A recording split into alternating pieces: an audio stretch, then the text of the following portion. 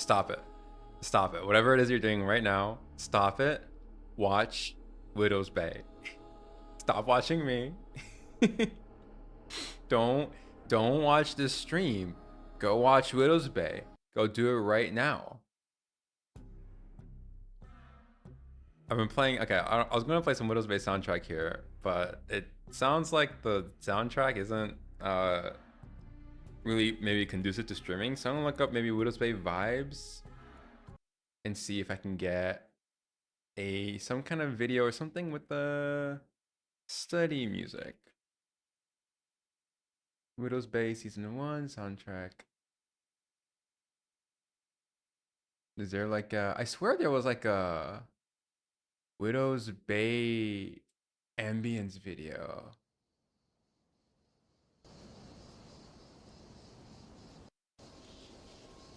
That's not quite what I'm looking for.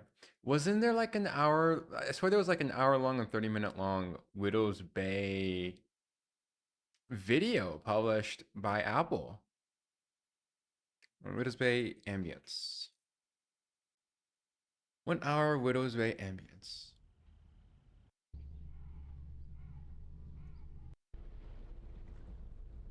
Okay, that's not quite what I'm looking for. I guess we'll just do Severance because it's in the theme of Apple TV. Severance, study music. Music to refine to. Will my stream get immediately copyright stricken if I have this? Oh dear, it might be. I don't know. Let's do something else. Let's do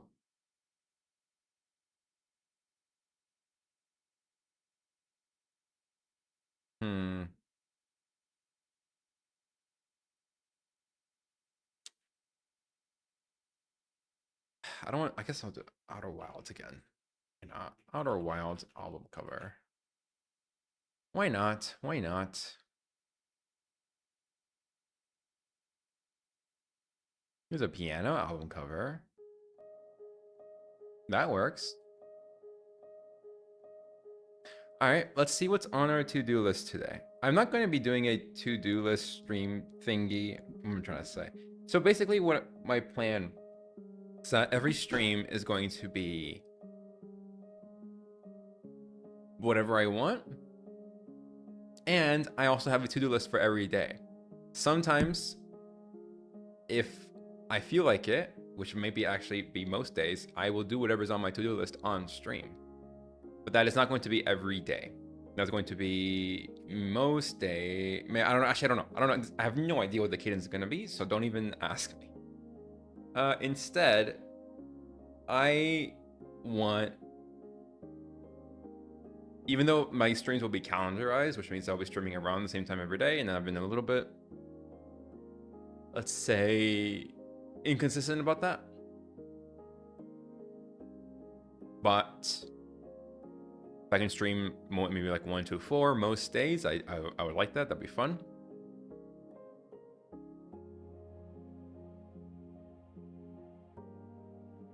This is such a good song.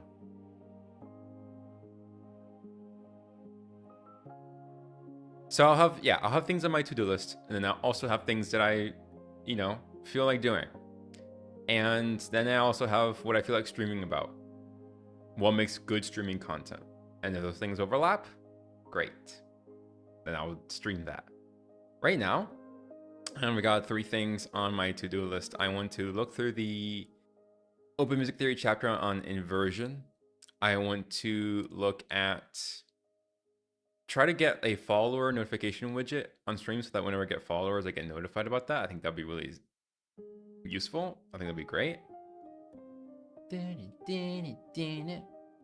And then what I want to do is I want to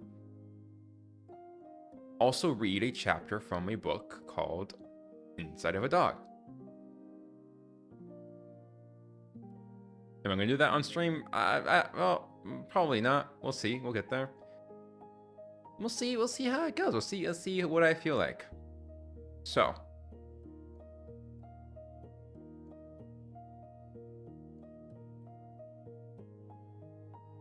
And let's start with the simple thing. Let's start with this follower notification widget. I'm going to switch to my desktop screen. Hello. Yeah. Let's get rid of some of this stuff here. Then, this should be pretty easy. We are going to close some of these tabs. That way too many. There we go. That's great. Let's look up stream follower alert. Okay, I guess it's an alert. That's really what it's called. So Stream Elements has one. That's great. How do I make my own?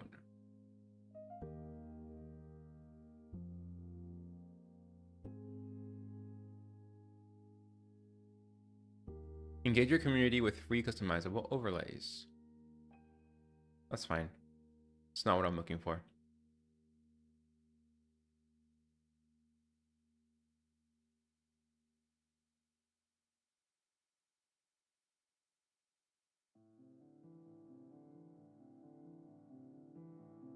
Twitch follower alert. Something else I want to do is like Bing remove all search history. Can I do this?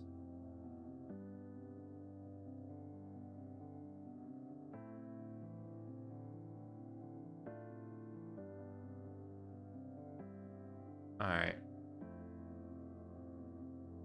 How do I validate it?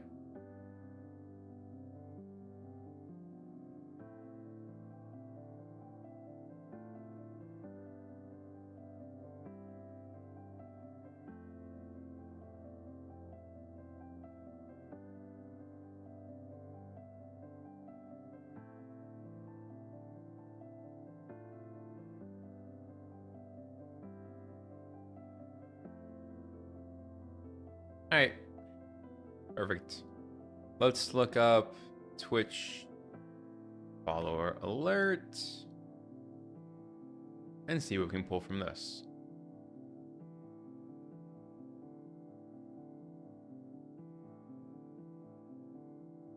You got streamer.bot. What the heck is streamer.bot?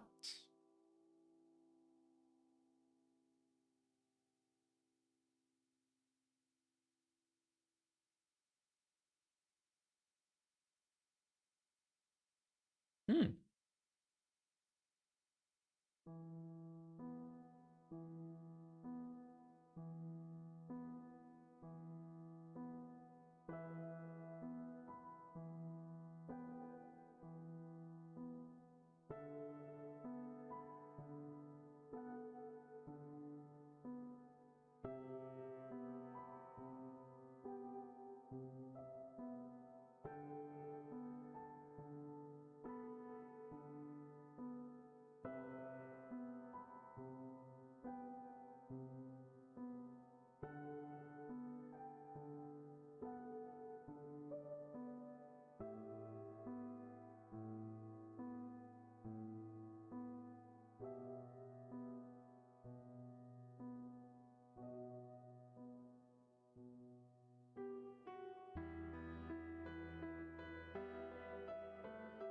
What the heck is speaker.bot?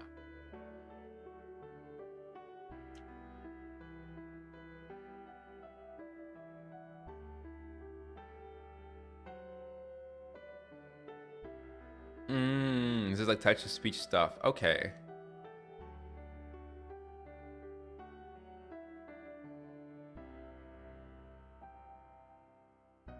Interesting. Interesting. I want to try this streamer.bot thing. I guess I download it.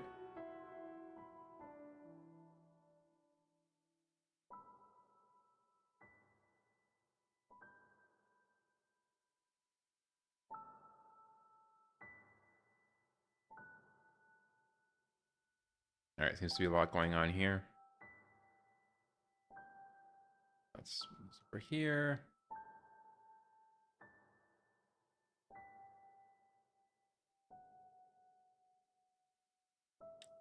Let's open this up. Oh, where'd you go? There you go.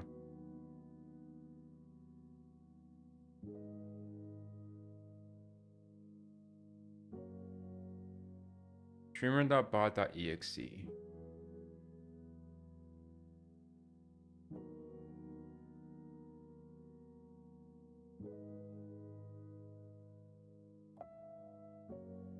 What's happening? What the heck is this?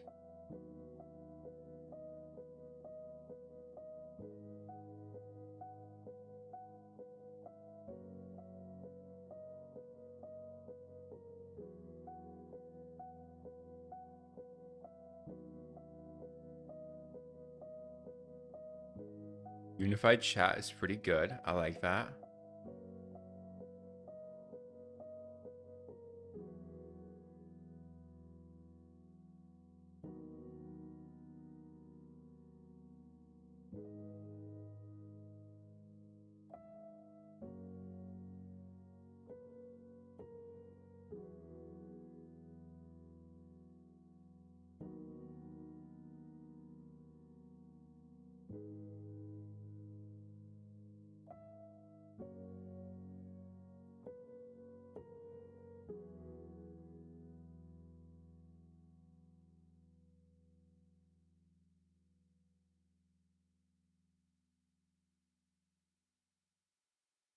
Most stream alert platforms have become stale and are lacking innovation, but Streamer.bot offers level of interactivity that none of the major alert platforms can provide. Review by someone called Nutty. Okay, but now I have to figure out what I don't like. I don't want to have to figure things out. Why do I have to figure things out? Bleh. God damn it. Let's see. What do I need to do here? Chat.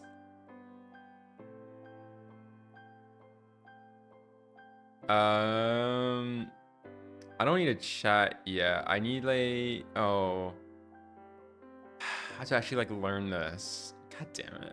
God damn it. Okay. All right, let's do some actual studying. Streamer.bot alerts. Custom stream alerts. Whether you're a brand new streamer looking for alert, whoa, look at this guy's lighting.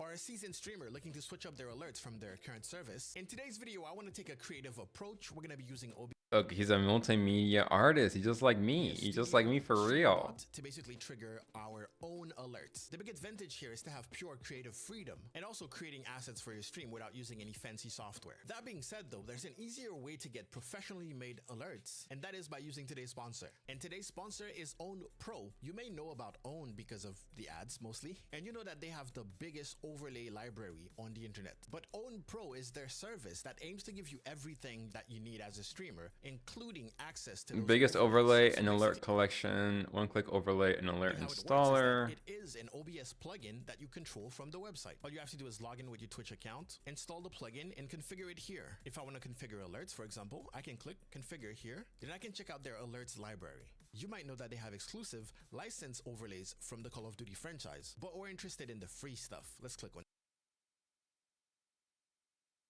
I would be more interested creating my own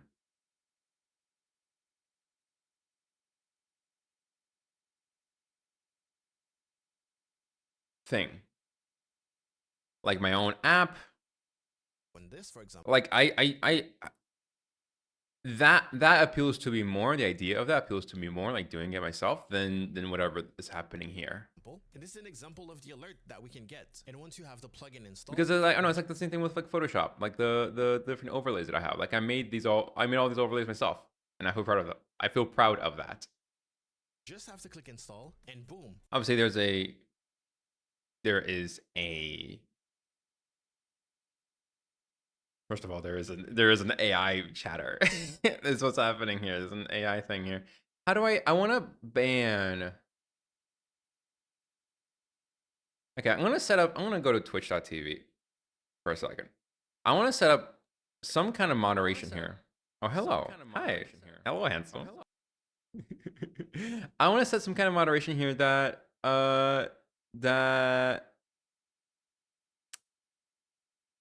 automatically blocks those messages. And I'm not really sure how to do that. We're going to find out together. I know there's some way to do it. Mod view. Can I ban certain words? Can I ban certain phrases? Auto mod. Okay. How do I do that? We're going to find out together, everyone. Turn on shield mode. I don't need shield mode. Block terms. They're words or phrases. Okay.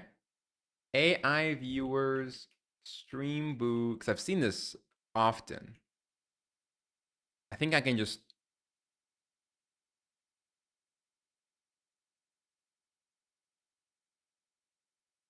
Okay. I think that would work.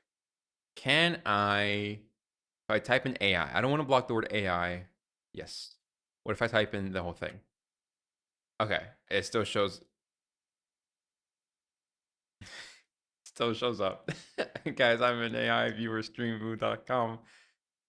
Everyone, please go to aiviewerstreamboo.com. It's the best website.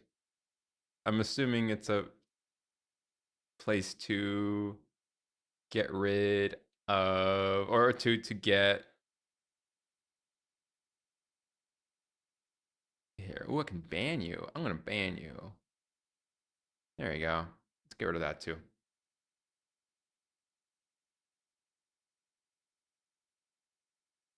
All right. That was enough of that. Screw that. Let's see. What else can we? Let's see if that works. We're gonna find out. We're gonna find out. Not that I'll have to actually figure that out. Your alerts will look like this. And installing overlays is just as Streaming is so hard, dude. Streaming is there's so much to just click there's overlays. so much you have to One you want, learn. tis the season, and just click install. And they'll be ready to Okay, what are we doing here? level properly formatted. So I'm gonna click plus to add a new text. We're gonna go text. I don't want to learn another software. I don't want to. Okay, here's what I would rather do. Okay, all right, let's do this. Let's how to make your own custom alerts. Twitch. Okay, how do I code this myself? No, I want to code it myself. Build your own alert box. I don't know. AI Twitch alert maker. No. No.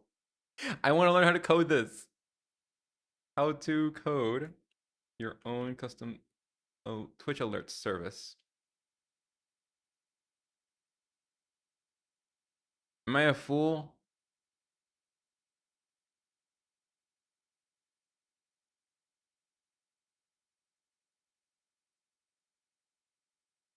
Twitch alerts. Help.twitch.tv. Does twitch.tv have their own thing? Hype up events in your stream.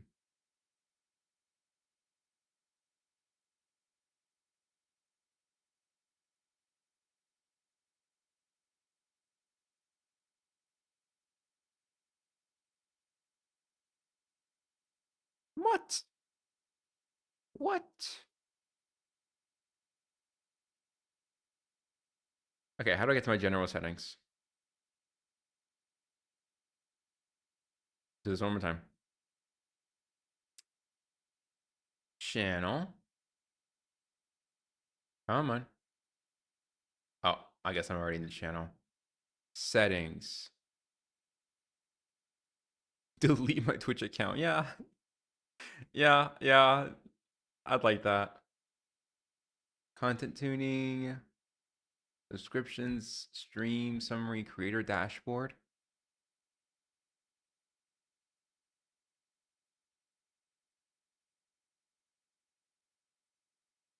That's not what we're looking for.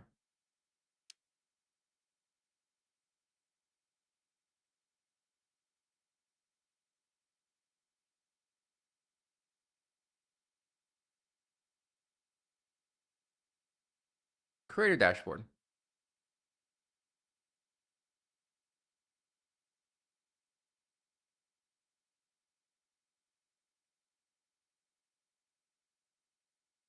Okay. Take your channel further with extensions.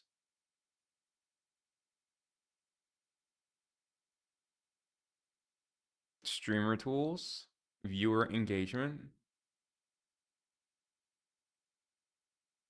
music. Whoa. Games on Twitch. That's interesting. Schedule and countdowns. Wow, there's a lot of stuff here. Whoa. Huh.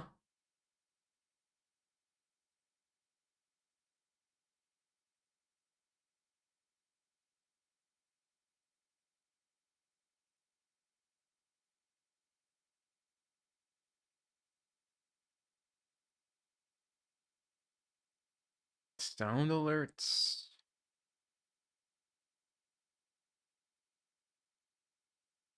Hmm.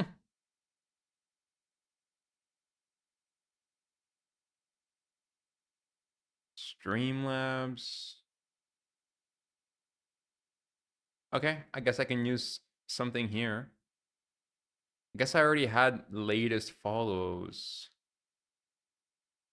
Whoa, there's a lot of stuff here. Song request. How do I make an extension? I would love to know how to do that.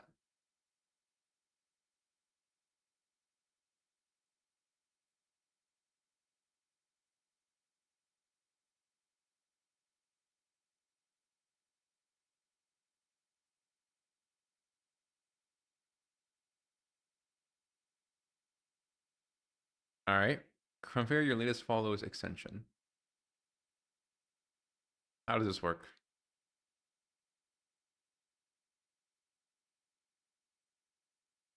No, no, no, nope, nope, nope, nope. I'm not doing that. I'm not doing that either.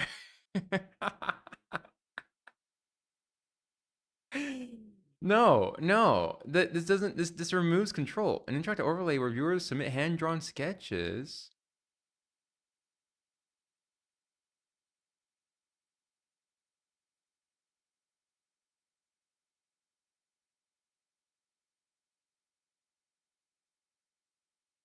Okay, well now I'm thinking about. Now I'm thinking. Now I'm thinking. Now I'm thinking. All right, let's take a little bit of a break. I gotta poop. I'll be right back.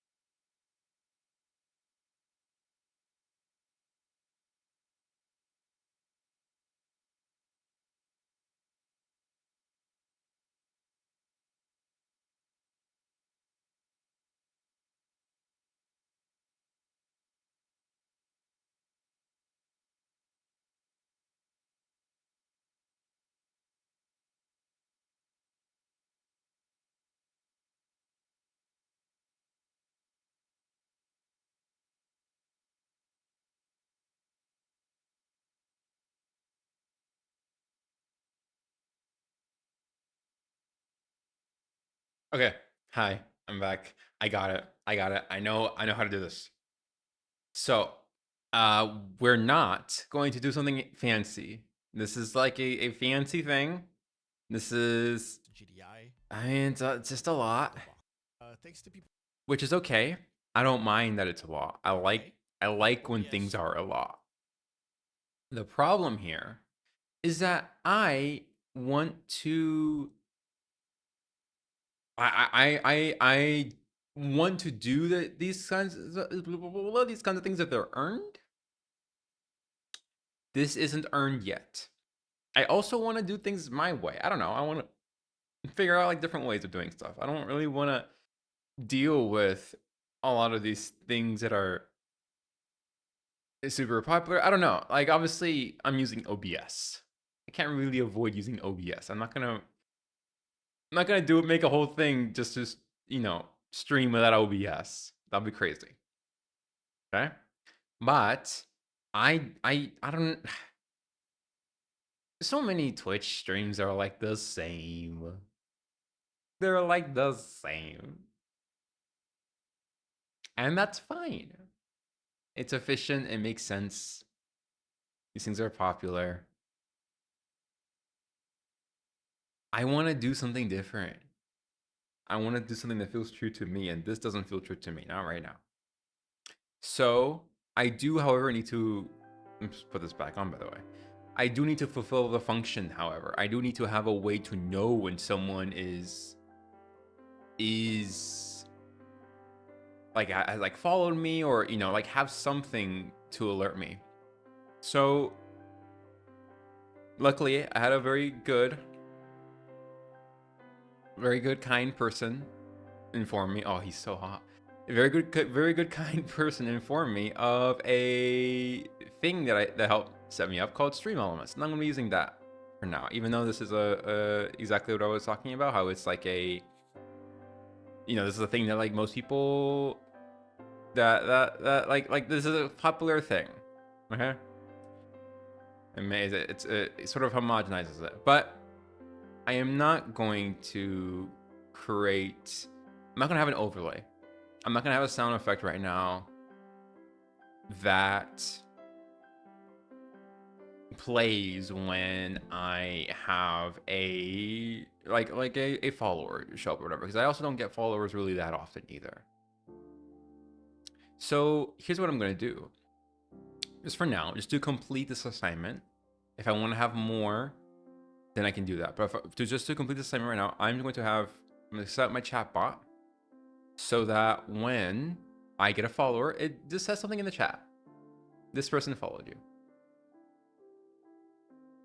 And that'll be sufficient. Except I need to automate announcements. Here we go. Add new command.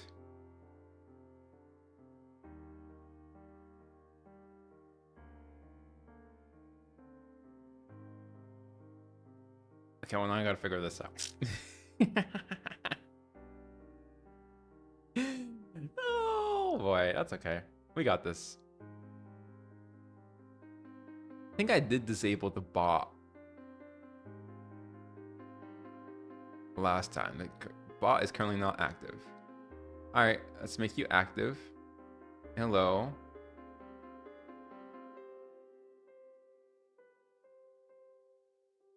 Now let's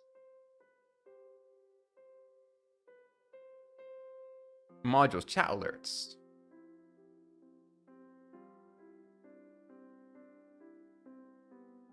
Here we go.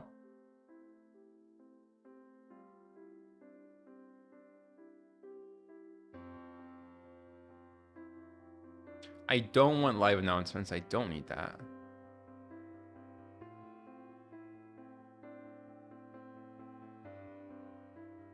Here we go.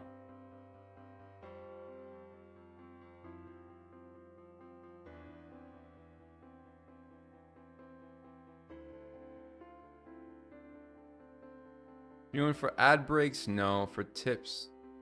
Sure. Subscriber? Yeah. Cheers? Sure. Loyalty redemptions? I don't need that. Yeah, this works. Okay. All right. Did that work? Chat commands. What is this command?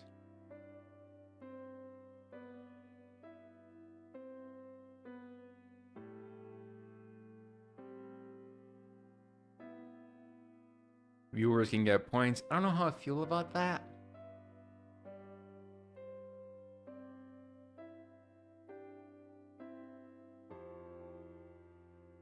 All right. I believe I've set it up. I think that's it. I think that's all I really need to do. I would like some sound effects. I'll figure that out.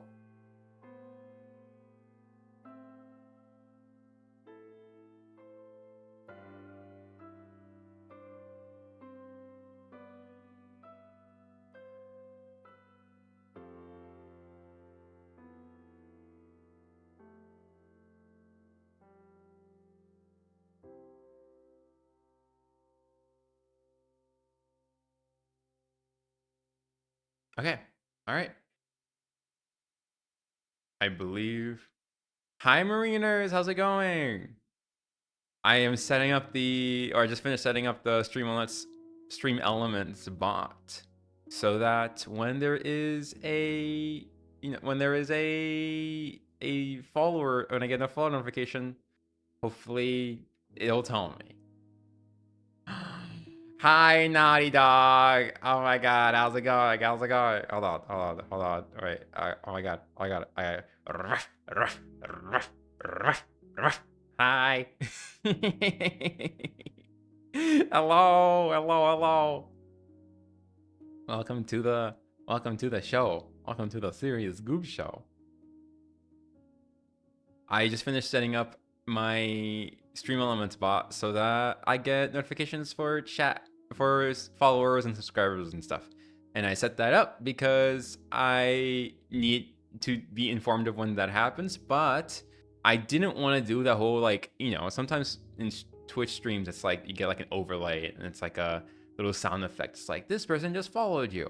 And that's fine. Like, that's not bad. But I don't think I need that yet. Like, I think I can kind of wait to have something like that, especially since I'm like still very early in my growth. So let's, I just figured I can sort of just wait for that, wait to have something that's like a little bit more fancy. So I have a favor to ask you guys, one of you or both of you. Can you unfollow me and then follow me? Can I see what happens? I want to see if the bot says something. It might not, just because I don't know if it'll say anything if you unfollow them. Oh my God, it said something. Oh my God, oh my goodness. Thank you, Narita. I'm gonna set alert so that it tells me when people unfollow me too, and then I can ridicule them. I'm just kidding, but that would be a horrible choice. Let's see. Let's go back here. I want to change what that said. It said, "Thank you for following, Naughty Dog." I hate that. I hate that. Let's change that. How do we do this? Let's want to figure it out. No one tell me. No one can tell me. There we go. I got it.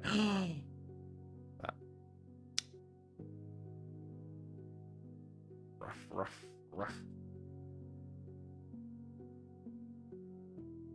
This is follower. What do I say here? What should I say? What do people want to hear? Rough. And then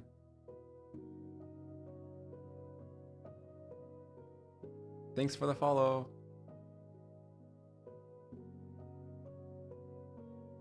There we go. All right.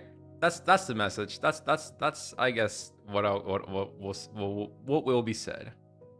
PogChamp, what a horrible cringe, what a disgusting, horrible thing to say to anybody. User just tipped currency amount.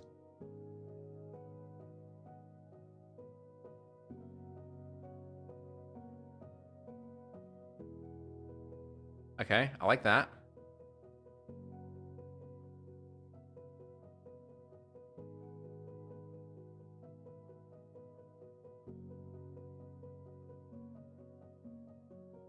User just followed.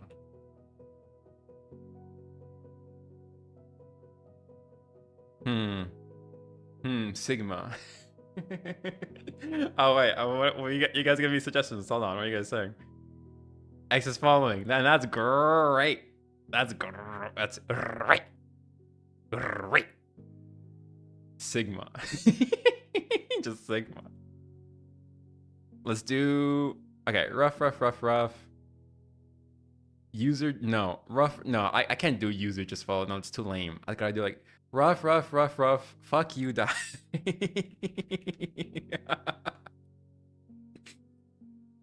um.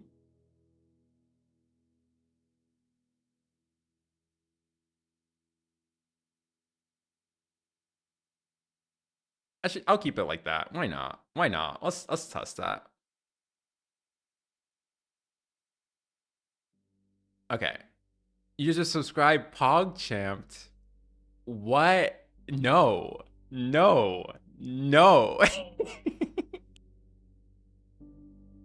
This one will be a special one. Ow.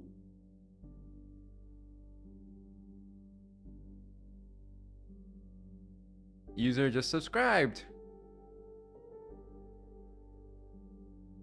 User just subscribed for amount of months in a row.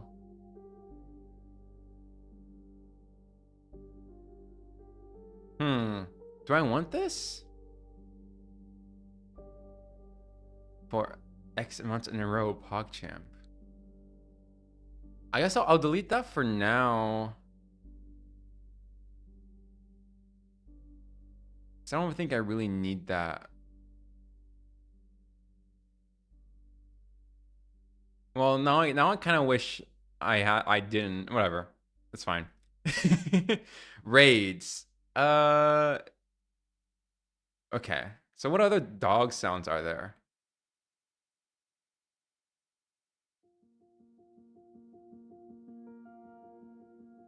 Bark is lame. It's always lame. You know, dogs sometimes laugh. Do you guys know this? Do you guys know this? That dogs have a laugh. It's like they have an audible laugh, and nobody talks about this. um, when dogs are playing, usually this happens when they're playing with each other. But when they do, they'll and sometimes when they'll play with people too. But what they'll do is they'll sometimes make this sound like a like a sound. It's not really a pant. It's a little bit like a pant, but it's almost like you're saying HEH like heh, but without enunciating the e. So it's like heh. This is what scientists call a laugh, the dog laugh, and you can kind of hear it. You guys hear that?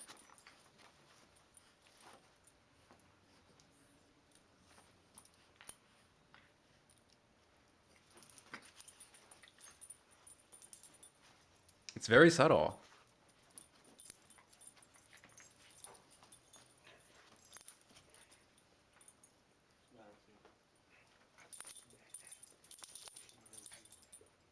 Look at that. Look at that. Look at that. Isn't that so cool?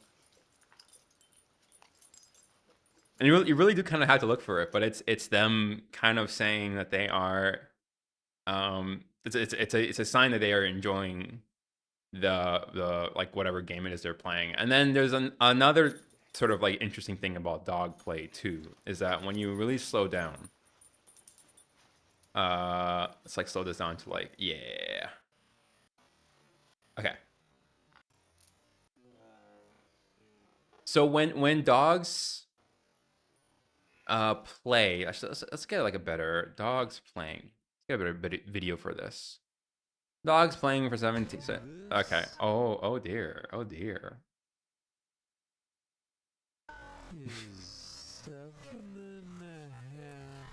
Is this good content? Okay, let's put this back. Let's set this for like let's do 3 times speed because I want to get like a good example of this. Are they playing or are they just like hanging out? Why are they playing in like a giant like prison? like why is where they're playing? Why does it look so oppressive?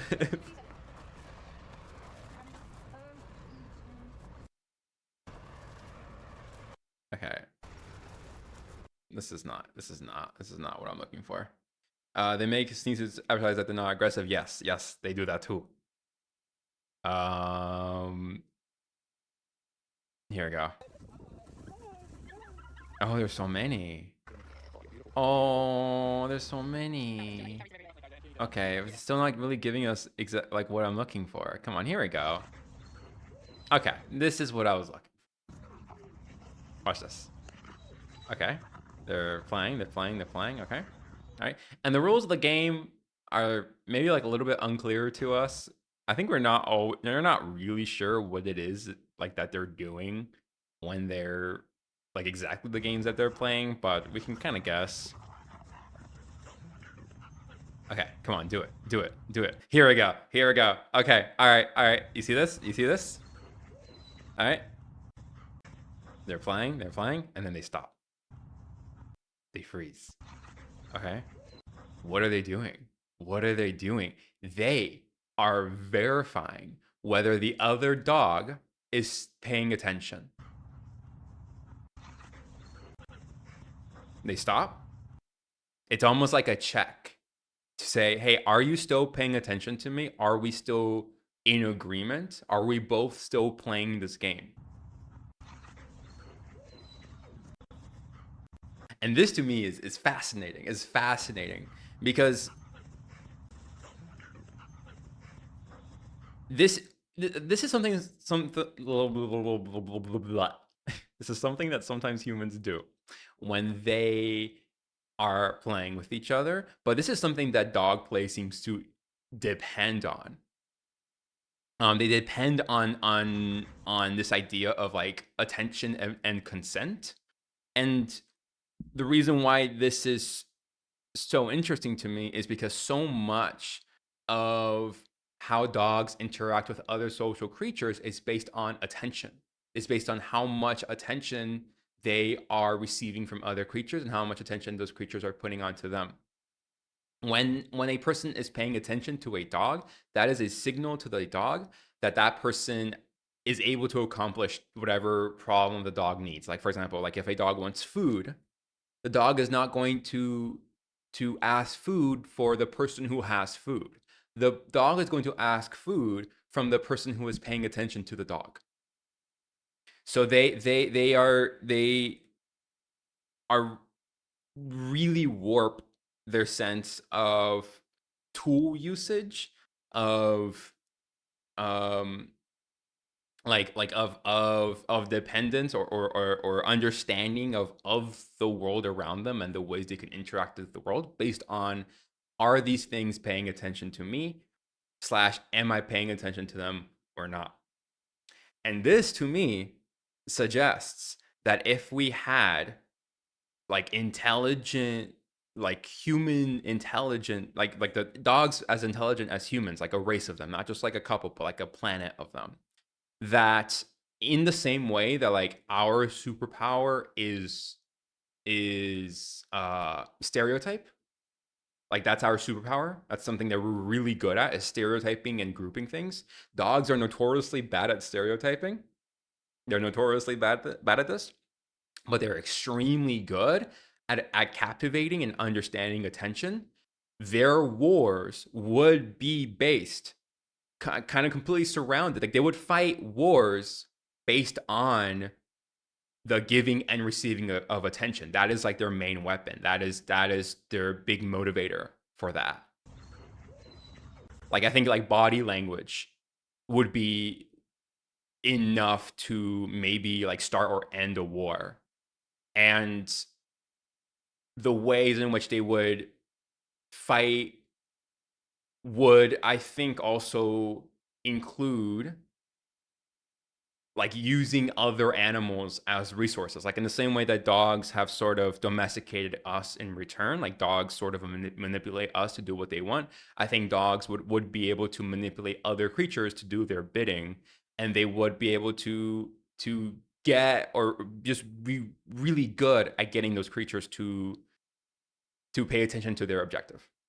Exactly how, I don't know. It would just be really weird. It'd be a really weird, I think, scenario.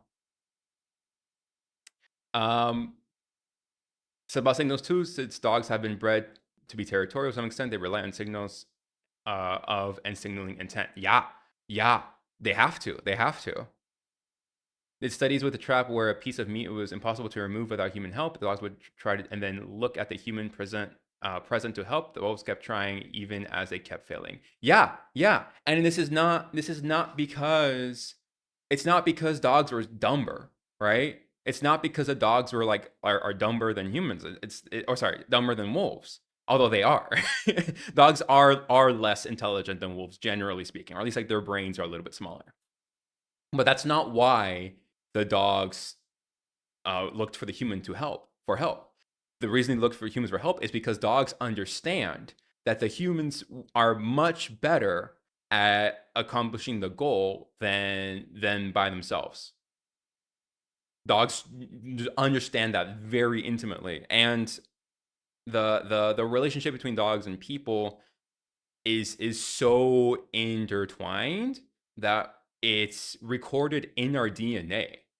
Like our DNA has been shaped by the presence of dogs.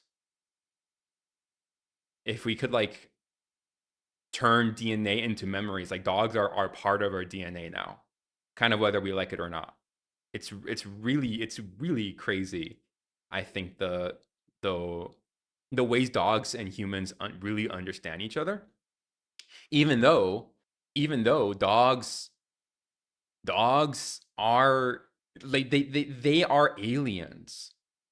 Like when you consider what it would be like to be a dog, right? Like when we think of like what an alien experience would be like what is it like? What would it be like to be an alien? What would it be like to be to be a like a creature who is evolved completely differently? We speculate that all the time. And to start answering those questions, I think we should be looking at dogs, because dogs, they are time travelers. They are time travelers. They use scent to understand not just the world in which they see right there and then, but the world as it existed yesterday, the day before, weeks ago, even months ago. They have visual, not visual, but like nasal, sure, nasal memory or evidence of the passage of time in any given moment. Their perception of the world changes and shifts as rain, occurs. Like imagine like waking up one day and it's raining, and it's like everything has moved. Like because it started raining, it's like your house has moved, and every location that has moved and changed, and starts to have materials and colors that you've never known before, you've never seen before, that carry with them like evidence of things that happened like miles and miles away. Like dogs, they see the world in such a different way than us, and they think so differently than us. And the miracle is that we still find common ground.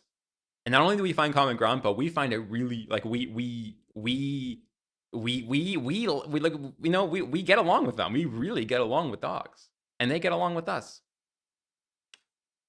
It's crazy. It's you know, especially when you, and I've talked about this a little bit before, but it's like when you think about the things that we demand from dogs, like we demand dogs to learn to urinate and potty outside. Like we demand them to learn that. This is like something that is so weird and alien and different from anything a dog is like instructed or wired to do, and they still do a good job at it. Like that's crazy. That's crazy.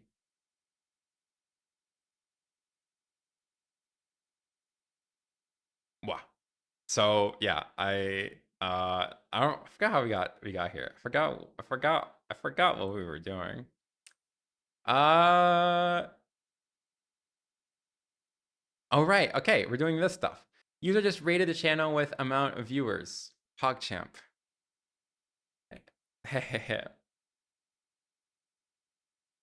No. Yeah, okay, let's look up dog noises.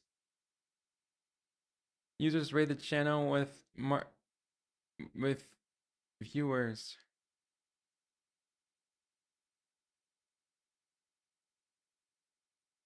I'm just gonna leave that there. I don't know. We'll figure it out more fun way to describe that later. This just needs to be functional. Cheers. I just don't want. Okay.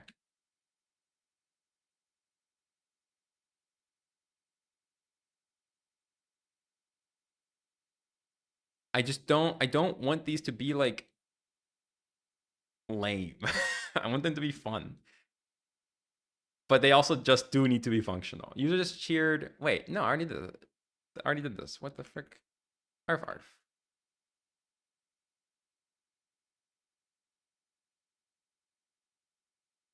Okay.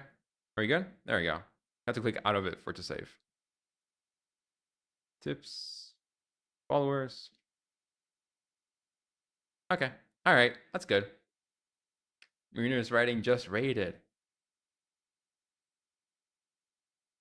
Is that true, or did you just type that? I think you just typed. I think you just. I think you're lying to me. I did. Are you lying? I think you're lying to me. You're lying to me. Okay. Let's see. What else? What else? What else? What else? What else can we do here?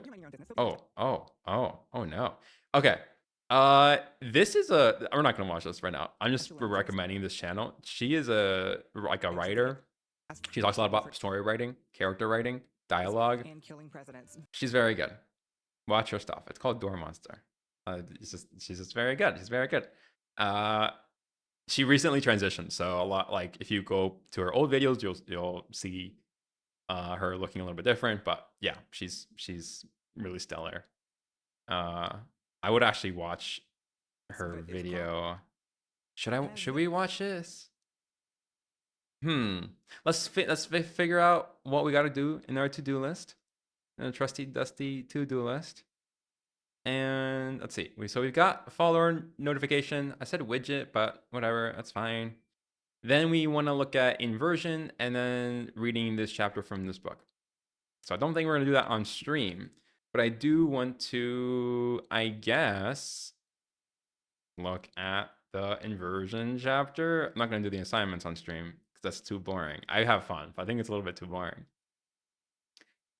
But we can at least like, I don't know, go through this and learn about this. Do you guys want to learn a little bit of music theory? Let's do it. Triadic inversion. What the frick is this? They prioritize a note that is in the bass voice of triadic harmonies. I don't know what that means. And then, of course, as I click on it, reading, oh yeah. It's okay. All right. Okay. Let's play some music. Let's have some fun music here. Okay. They often prioritize a note that is in the. Actually, you know what? Fuck you guys. I am going to change the category to reading and writing. I'm gonna do that right now. Because this category is shit. It's bad category. Just kidding. It's fine. But it I think is so oversaturated. Or at least it's very difficult, I think, to find an audience in it. And right now we're doing some reading and writing. That is the unfortunate reality that we live in right now, is that I am reading. Should we change the title? Sure. What should we change the title to? Reading music theory. Because I hate myself. Okay. All right. That'll get me clicks. That'll get me all the views, all the traction. So, musicians often prioritize the note that is in the bass voice of triadic harmony, simply called the bass, which is the lowest part of a composition. Oh, so the bass clef. So we got the bass and treble, and the bass and the treble. So that works. Do we want to switch to the music scene? Oh, this is like outdated. This looks like poo poo. This looks like poo poo. Huh. What do I do here? Do I delay? No, we can't. Can we? Okay, whatever. I like this because I have like the little thing here, but I can also just include that here. You know what? Let's do that. This is a much better idea. I'm so smart. Please give me treats and pets, and call me a good boy. Music Academy 2. And then we're gonna just go here. We're gonna copy this keyboard. Just copy it. And then let's paste it right here. Paste reference. There we go. And then we're gonna do something even. Oh, wrong. Hold on, wrong scene. There we go. And then we're gonna do something even crazier, guys. This is the craziest thing I've ever done in my whole life. Hope you guys are ready. We are going to go to the background overlay right here. We're going to group this in OBS. And then, oh, that's not what I meant to do, but that's okay. We got this, guys. Life is but a game. And the game is a game of fetch. And in a game of fetch, you do not choose when to throw the ball. You simply fetch when it is thrown. Where is this? There we go. Oh, wrong one. I got this, guys. I got this. There we go. Wise words. Thank you. Let's do color correction here. And oh wait, color correction. Hue shift.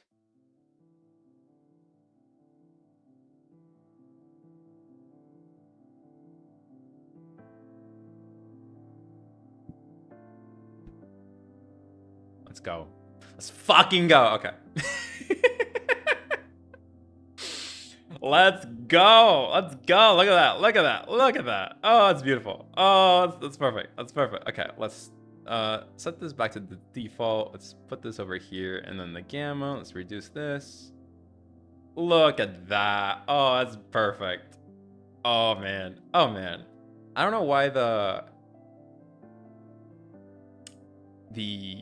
sort of contrast gets a little bit fucked up in the overlay, but that's fine. That's okay. We can just add a little bit of brightness to that. And this looks more music-y. And we got a little piano here. Except we don't have our piano instrument playing. I mean, we don't have a little like software to listen to piano stuff. So that's what we're gonna do now. And then we're gonna put up a little piano. Let's do the Model D. Okay. Can you hear that? Perfect.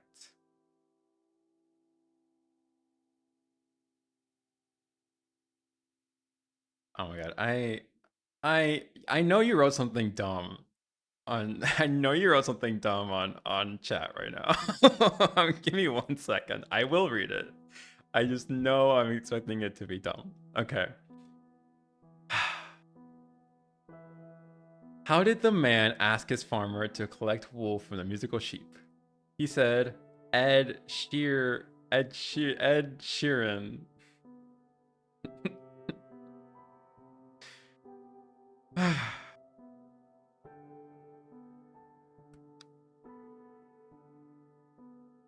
It's pretty good. It's pretty good.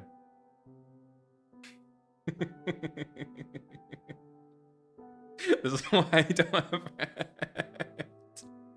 it might be. It might be. But you know, you got company. You've got company. I like silly stupid jokes. I say some pretty dumb things too.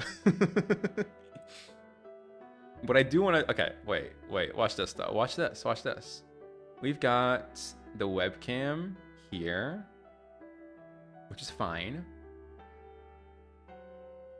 Actually, no, hold on. No, that's fine. Never mind. Don't watch anything. Don't watch me. Go watch Widow's Bay. Go watch Widow's Bay. Widow's Bay is such a good show. Go watch that. Don't watch me. So, beautiful. Musicians often prioritize the note that is in the bass voice. So here we've got an A chord. An A chord is a dead chord, which means that it goes from, oh, that's not an A chord. This is the term that I come up with, that a dead chord has like a pulse. So it like goes from white, black, white, black. That's a dead chord. So D, E, A are all dead chords because they got the letters D, E, and A. So you've got A chord here, and now here it's teaching us about inversion. So I don't know how this applies to writing, but maybe we'll figure it out together, you and me.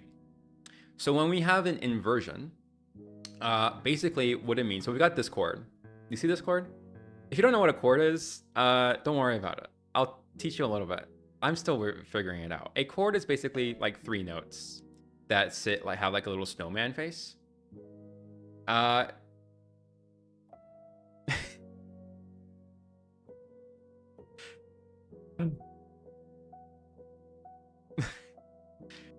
Did you hear about the piano plane which had to emergency land? No, I didn't. Tell me about this plane. It had a flat tire.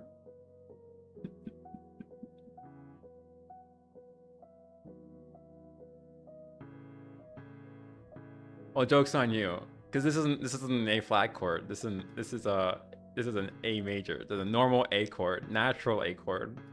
So, the joke sucked, and no, I'm kidding. Here's your A flat. Here's the thing that's gonna cause the plane crash. Here you go.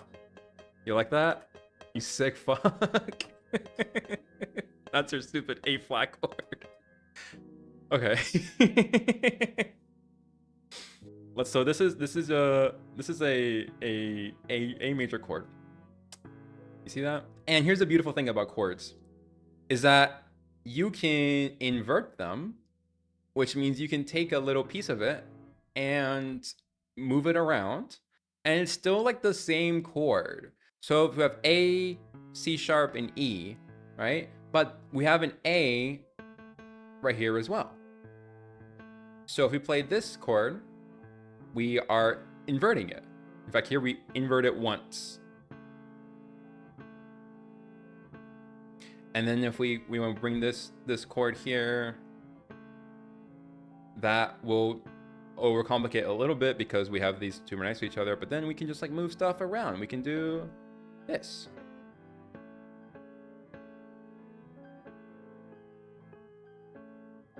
I can't play the piano. Don't this is not a. Also, I'm realizing that there's like piano in the background, and then there's piano of me playing. So I don't know if that's confusing things. So let's change the piano to maybe something. I want like background music, but I don't want like piano-y music. Maybe the Nier soundtrack.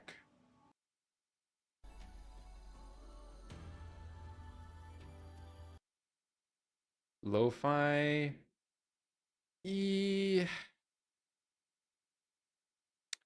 That could.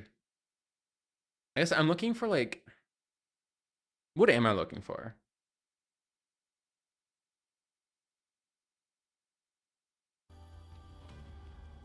Let's just do lo-fi. Okay. Yeah, that's fine. I'm gonna get a little like a wah wah wah sound effect. I'm gonna do it so that anytime somebody says something dumb in chat, I can just do that.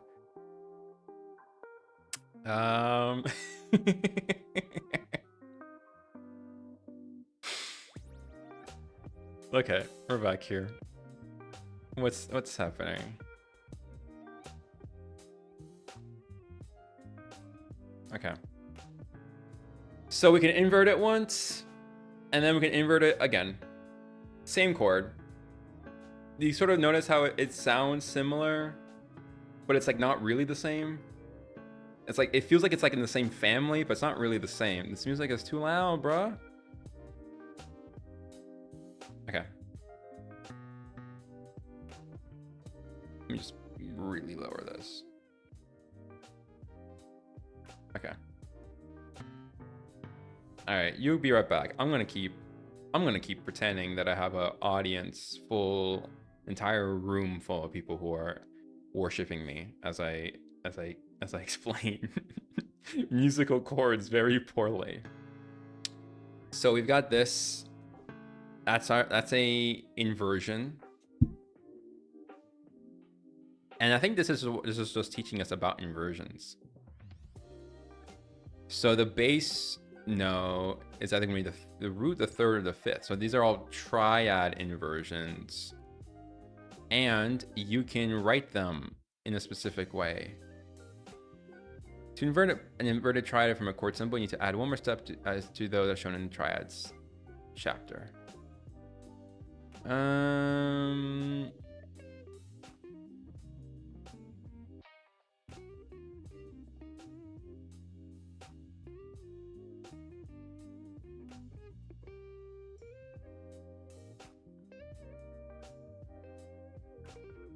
Without using this process. Dividing triads in inversion. Okay. All right.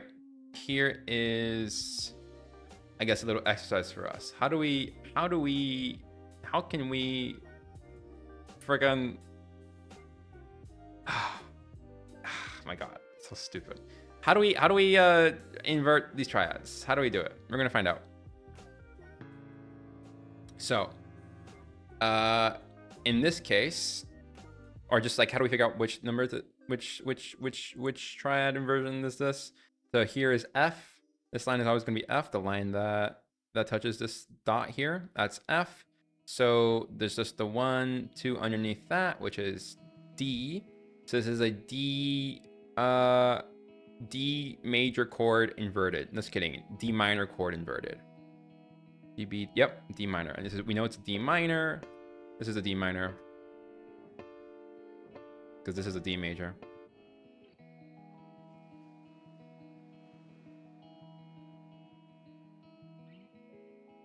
Okay. So basically what you do is you just look at the little snowman and construct the snowman if it's not there. Here, for example, since the inversion, oh, this is like a backwards inversion.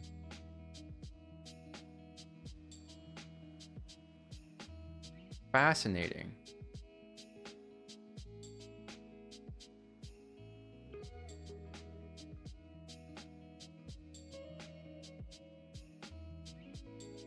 So I guess part of this is to understand the pattern of an inversion too. So it'll often look like this. So here we know that this is like an inversion of an A chord, the A major chord.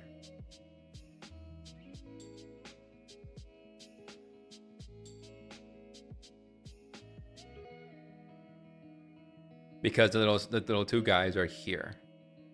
It's got little two things, and to complete the snowman, you move this up here. So that's interesting. And then the seventh chords. I don't want to do seventh chords. Whatever.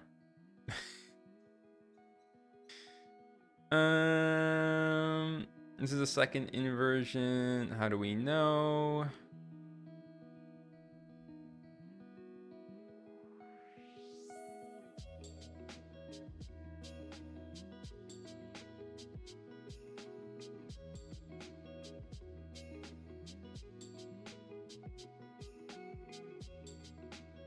So they have one additional inversion. Bass and the root of the chord are not synonymous.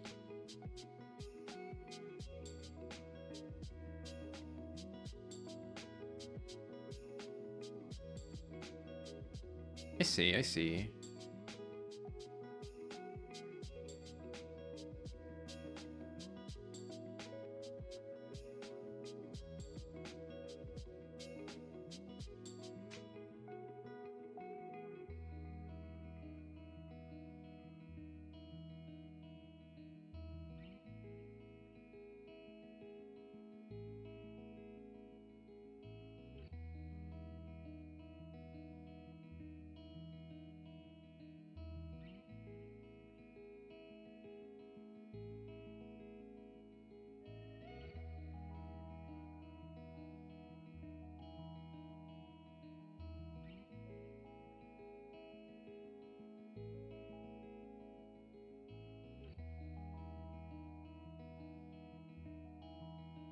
Okay.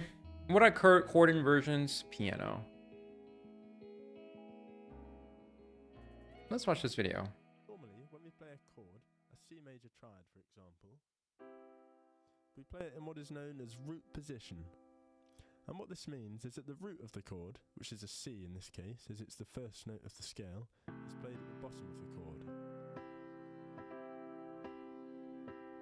So chords that follow this pattern are played in what we call root position. Now if we take this bottom note and we put it up at the top, we get this chord. Now these notes are exactly the same as before, but this time we would call this C major first inversion. When we play a chord in its first inversion, the third note of the scale, 1, 2, 3, which is an E in this case, is always at the bottom. Now if we take this bottom note again and put it up at the top, we have a C major second inversion. And when we play a chord in its second inversion, the fifth note of the scale is always at the bottom. Now if we try and repeat the same pattern by taking the bottom note and putting it up at the top, we end up with our root position again. So for a triad chord, there are only 3 positions to play it in. Root position, first inversion, and second inversion. Although we are playing the same chord each time, each inversion has its own unique sound, and they can be used for things such as making boring sound chord progressions more interesting, or creating melody lines using chords. Now we can also take this concept and apply it to seventh chords. If we take a C minor 7, for example, this is our root position, our first inversion, and our second inversion. And because there's an extra note in a seventh chord, we can do this again to get a third inversion. When we play a third inversion, the seventh note is always at the bottom. Then we come back to our root position again. So I really recommend playing around with different inversions of chords that you already know and seeing what different sounds you can come up with. I'll finish off with a quick example. So we had a simple chord progression of A minor, D minor, and E minor. We could play it like this,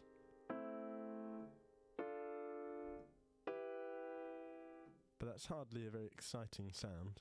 So instead, we could play A minor root position as before.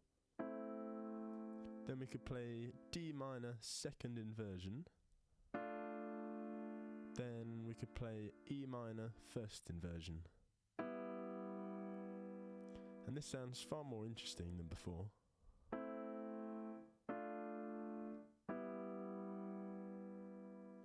And as well as it sounding much more interesting, we don't have to jump around so much. For D minor second, we could play A minor root position as before. This is okay, so we're playing A minor, D minor, and E minor. Hi. Okay.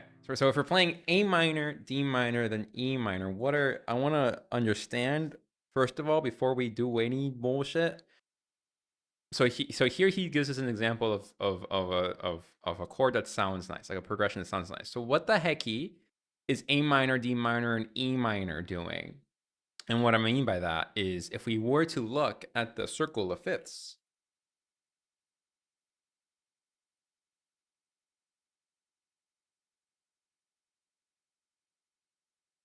okay, we've got A minor, D minor, and E minor. Okay, so they're all in the same spot in the color wheel. If you think of the circle of fifths as a color wheel, they're all kind of like in the same spot. So if we do like A minor, that's not A minor. This is A minor. Okay, A minor, and then okay, here's ready. So here are the notes that we're gonna play: A minor, D minor, and then was it E minor? Yeah, A minor, D minor, E minor. Those are the notes that we're gonna play. Let me play that again. A minor, D minor, E minor. So we're gonna play those notes. However, that's pretty hard to play on the piano. You gotta go from here, then here. Or sorry, here, then here, then here. No one wants to do that. No. We live in TikTok world. We can't play. That's too big of a jump. If you ask me. Let me see if I can really illustrate this. Look at this. A minor, D minor. No, too much. Too many steps. This is why you say, Goob, that's too much for my little baby brain. And I would say, I agree. That's too much. It's too much for any brain. That's not PogChamp. I agree, right? That's the least PogChamp thing in the world. So how do we fix this? What do? We use inversions. We play A minor. So we play this one.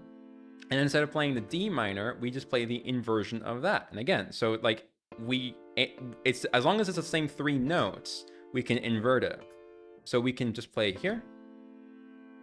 And then we just find whatever is the D minor inversion that is closest to this so that we don't have to jump around too much. And this stream is sponsored by PogChamp, actually. They have emailed me and told me that they are ready to pay me big bucks, many big bucks, as long as I advertise the PogChamp the AI PogChampers. So if you see like any AI chats, if you see any AI bots in this promoting AI stuff, it's because they're paying me the big bucks. It's because I made it. So you're welcome. Okay. So we got S.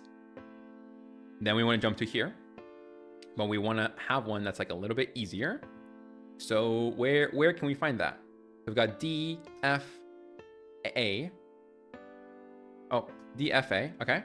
So we got the D here, and we got the F here, and we got the A here. Look at that. Look at that. So we can do this. Boom. Oh. Boom. Okay. See? And that, we don't have to jump around so much. And I think that sounds nice. And it's funny because even though these notes are like lower, so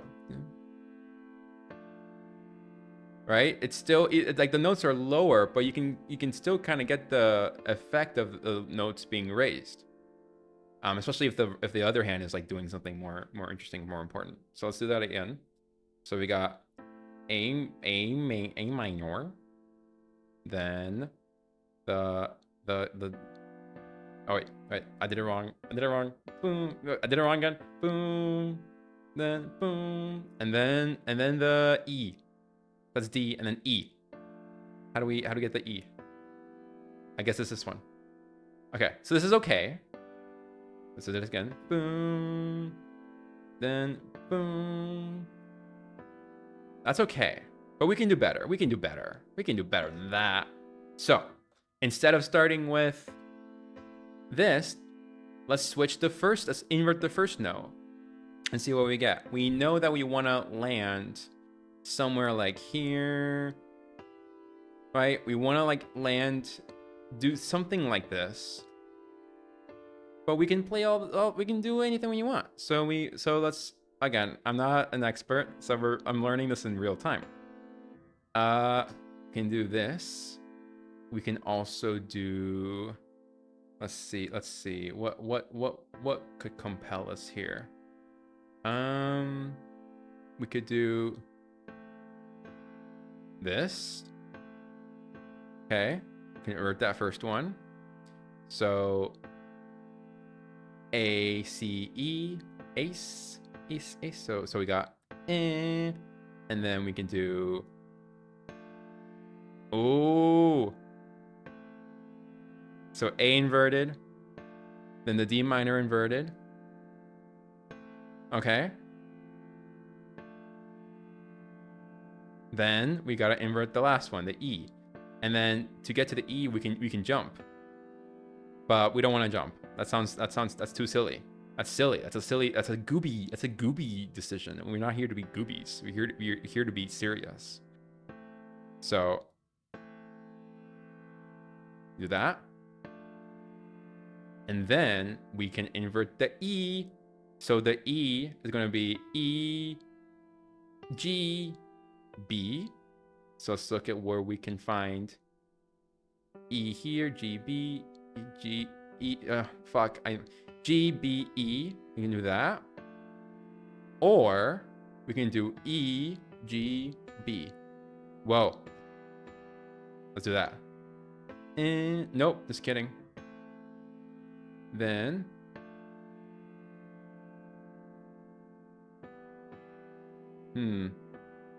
not quite what I'm looking for.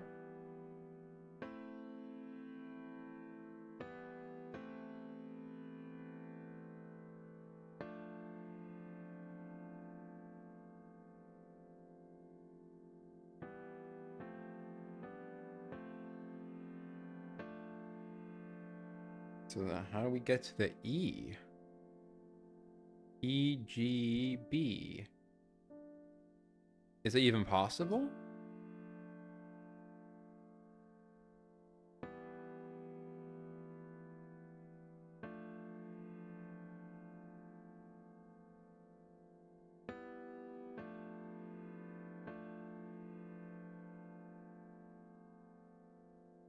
Is this even a possible decision? Let's see what he does. Then we could play D minor second inversion. Okay. So what does he do? He goes this, then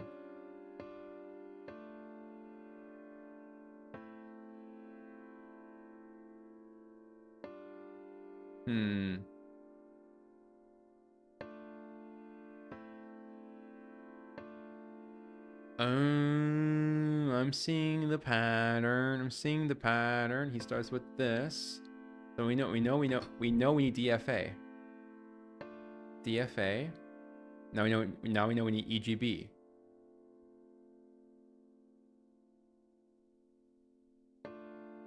How do we get to EGB? That works.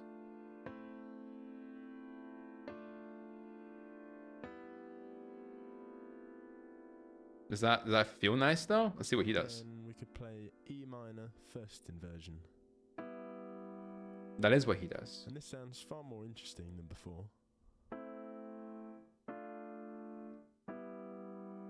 Interesting, interesting, interesting. And as well as it sounding much more interesting, we don't have to jump around so much, so it's actually easier to play. So yeah, play around with that idea and see what you can come up with, and I hope this has helped. If you have Yeah, that did help. Thank you, Piano Pig. I don't know why you call yourself Piano Pig. That's, I think, kind of fucked up. But, you know, I like it. I like it. I'm the piano dog and you're the piano pig. I like it. Okay. That's fun. So I can, figure that out, but there is something that I want to think about here, which is like, how does this idea apply to art and to writing?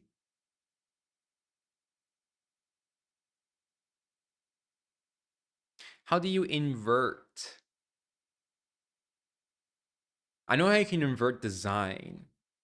I can think about how to do that pretty well. With writing, I don't think I have enough experience in writing to be able to say how, maybe in storytelling, maybe there's like an idea of inversion in storytelling.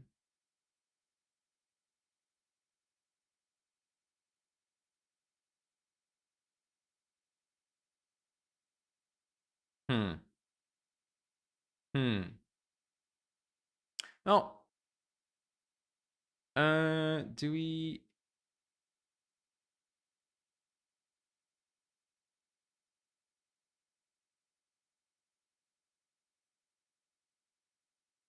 want to go through this?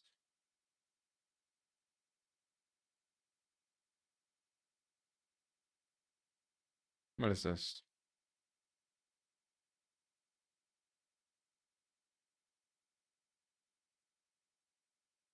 Hello?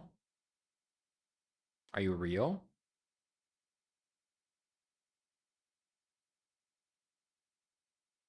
Oh, okay. So this is just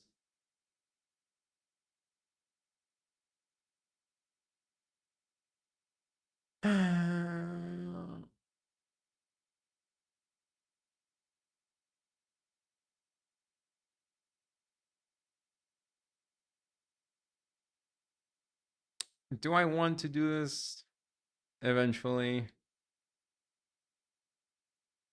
Hmm. Let's look up maybe like hearing what people say about composing their first songs. I want to start composing piano music. That would be nice.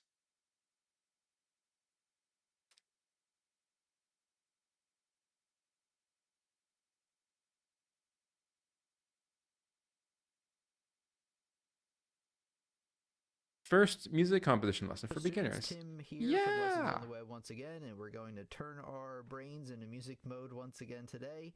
And we were talking about how to write a simple song, as you can see. So as we get into how to actually write the song, or before that rather, we're going to talk about some things you need to know about to fully understand this lesson. Hey, talk to me about So anything the you first want. thing is I'd that love songs to have a hear from you. melody. We're looking at this first measure here, and melodies are read from left to right. Pretty simple. Now, obviously, melodies are a little bit longer than that, but usually the melody is the part of the song that you will remember. So, like, or, all of those things. Those are the melody of the song. And like I said, they're read from left to right. And now you get into the second measure here and the harmony. Harmonies are read up and down, and usually, we'll talk about that in a second here.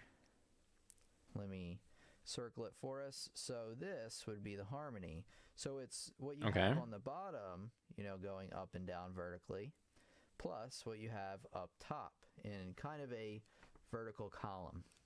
Melodies mostly use steps, which is moving from note to note. So notice how we're going from E. Oh, let me change the thing back for us. It's going from E to F to G to A right in a row. Well, that's called stepping. So you're just going from note to note. So if you're going from A to B to C to D, that's stepping. Even if you're going backwards from C to B to A to G, and then so forth, that is also stepping as well. Keep note that songs mostly use stepping in their melodies. Okay. I think I'm going to do this. I'll probably have to take notes. So I'm going to save this actually. I want to watch this video later. I'm going to save this as like maybe what I do after. Which I guess for now, since I don't have any better ideas, I might as well just start doing like the assignments for open music theory, which is like, okay, that's fine.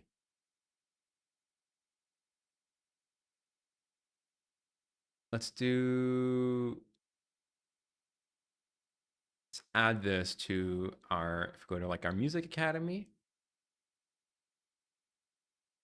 I want to watch this video. It's called First Music Composition. I want to watch this one. I'm going to put it here. And then I will date this. Let's say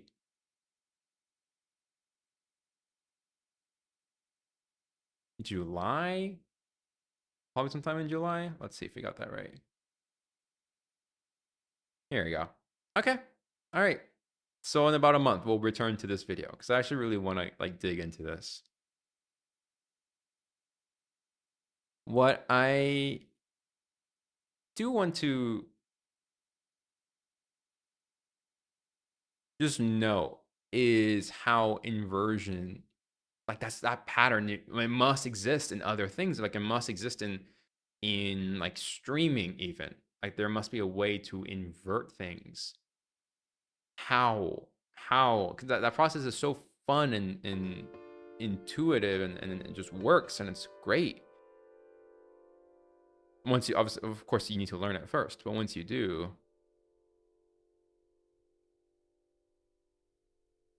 so I think for now, I know I said I wasn't going to do this today, actually.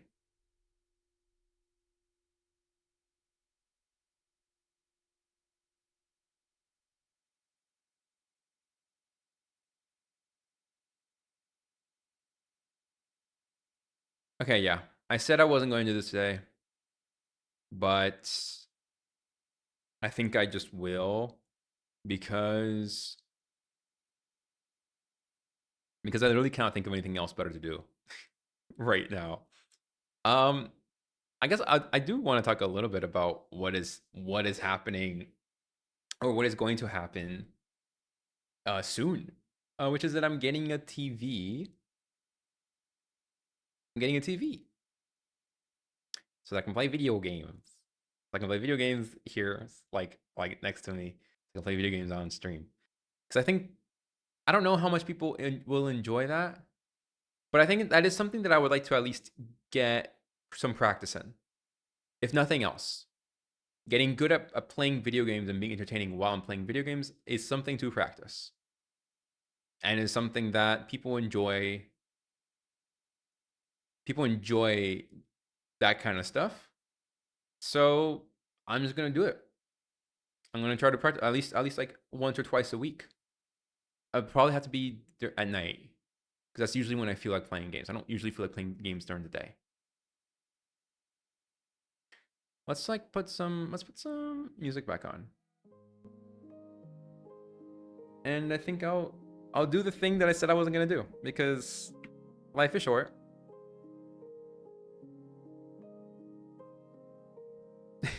Because life is short, yeah.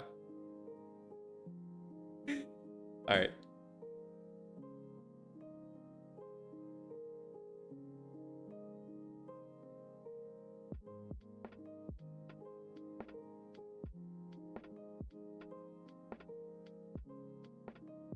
Here.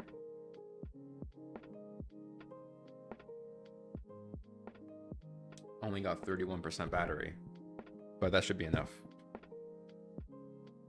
Go back to our open music notebook. Open our remarkable page. And let's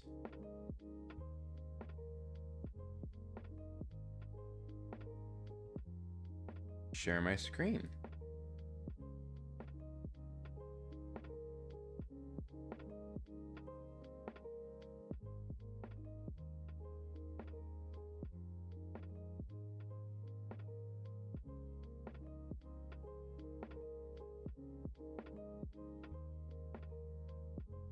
There you go. I guess I could. Oh, that's not what I wanted to do. I guess I could have it over here and then split this monitor like this. That could work. All right. I said I wasn't going to do this today. I guess I am not a dog of my word.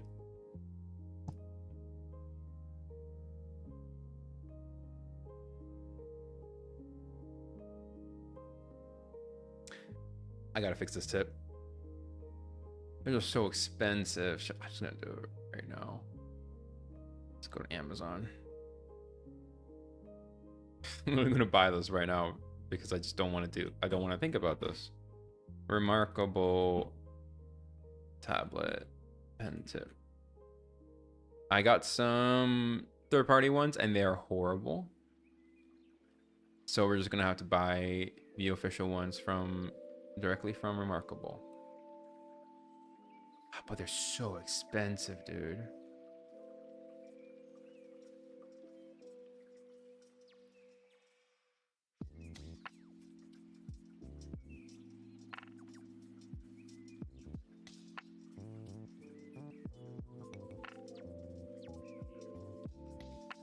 Why are they so expensive?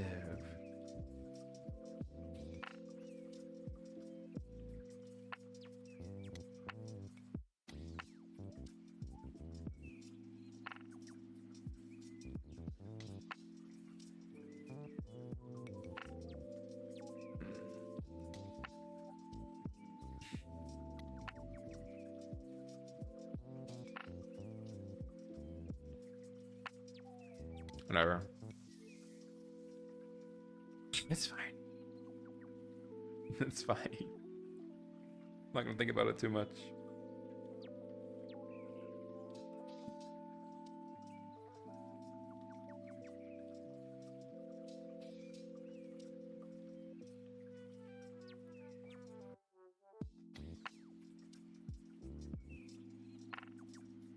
Okay.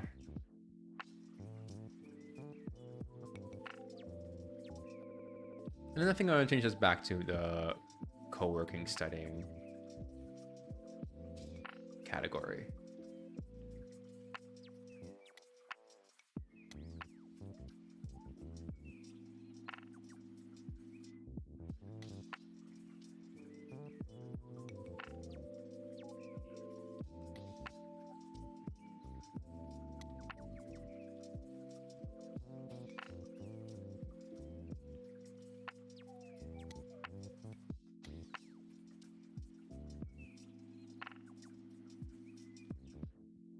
All right.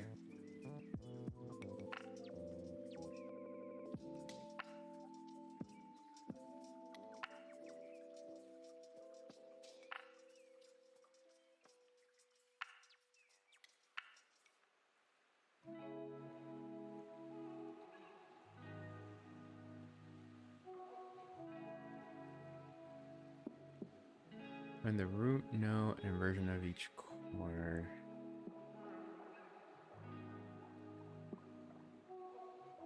Start here. This is a E.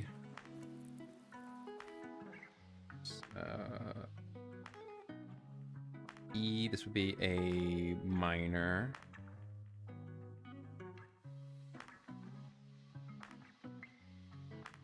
EMG.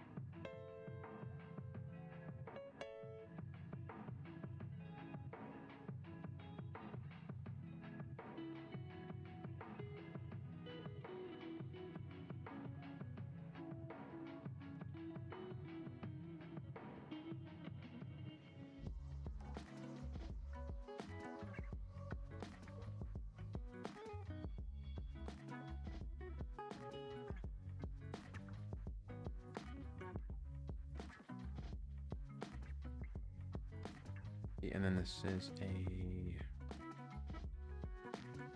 EFA. Augmented.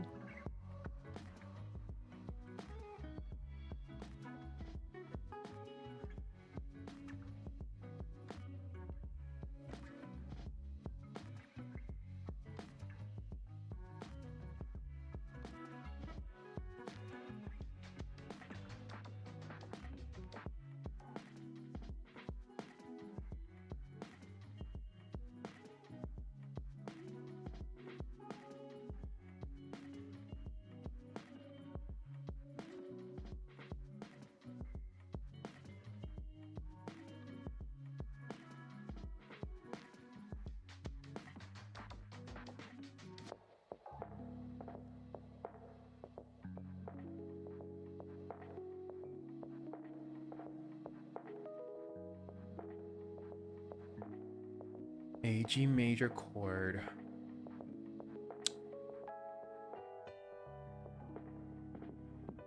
In and of itself wouldn't have anything. This is diminished.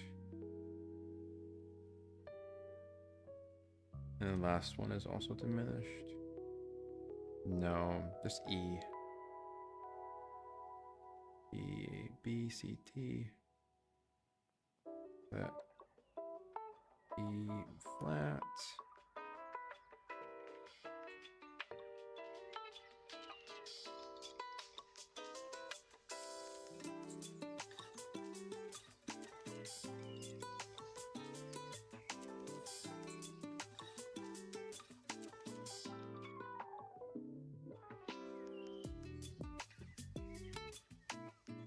G minor over B flat.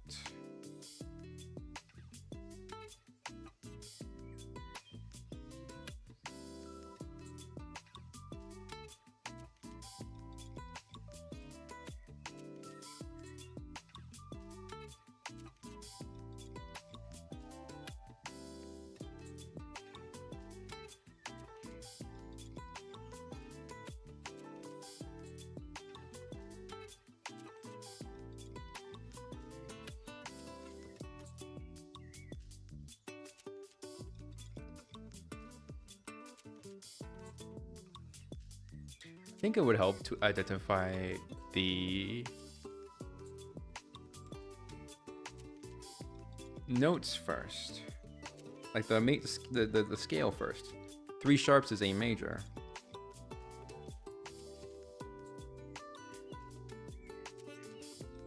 And then something to memorize too is that once you know the scale, then it is really easy to shortcut like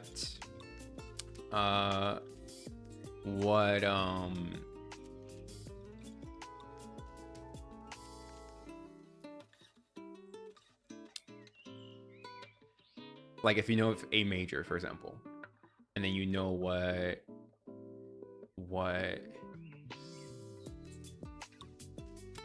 like if you have the letter B and you're an A major, then you know like, okay, this is gonna be minor, this is gonna be major. So I guess we could actually spend our time instead really thinking about how to memorize that. That might be a better use of our time.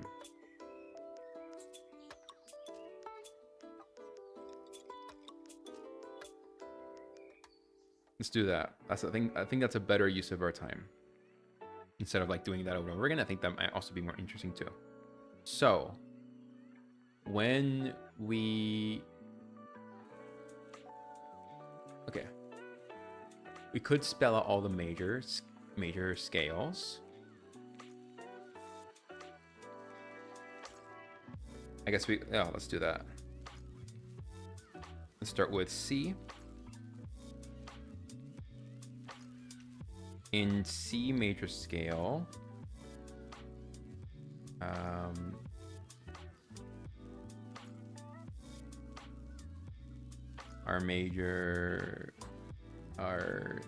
what do you say?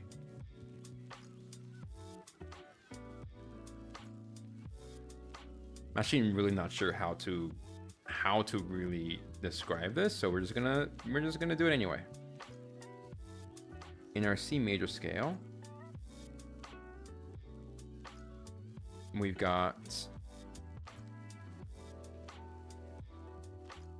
major triads, minor, and our diminished.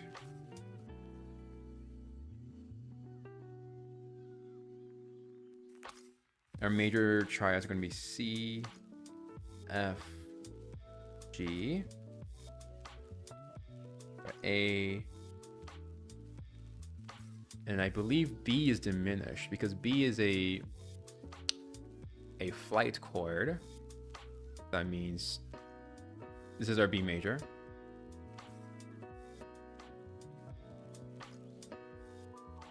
So this is our B major, and so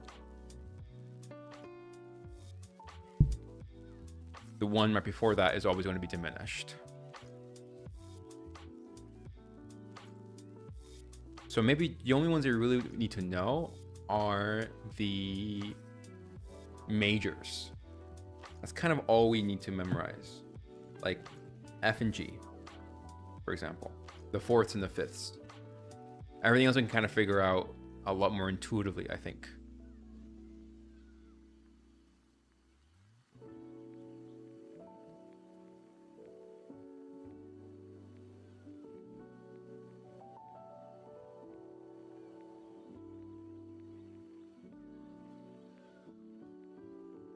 C, D, E. My cat is hungry. I'll be right back.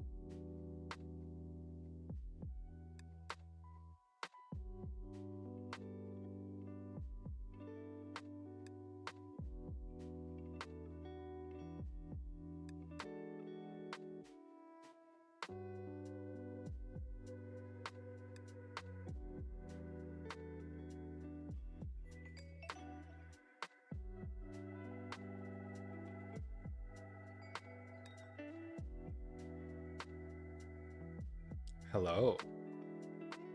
I'm back.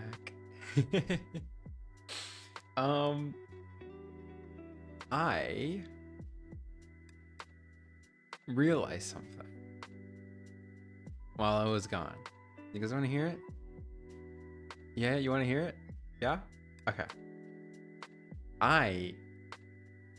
Here's what I realized is that I can just learn the major scale, like the circle of fifths. I can just do that. I don't have to go through all this. This is silly. Because the circle of fifths will tell me which ones are the perfect fourths and fifths from that. So I don't need to memorize necessarily these different thingies. Like I can just know, like, for example, A. I know it's D, A, E, D and E. Okay. D. I know it's G and A. B. I know it's E and G flat. Like these are the ones that are like the fourth and fifths that are away from that note, and that'll help inform me if it's a major triad or not in that given scale, which will make my life a lot easier.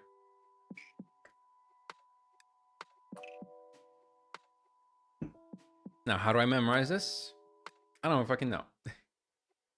I memorize the other stuff, so we can memorize this too. What is good to know is that generally speaking, these things tend to match. Like A flat is next to D flat and E flat. Same thing as D is next to A and G. C is next to G and F, which means C flat is next to G flat and F flat, which is just E.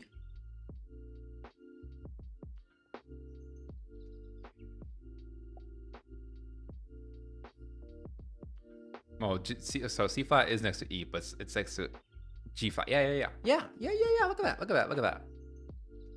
So F, B, C. Those are the acronyms that I need to really memorize. Let me see if I can.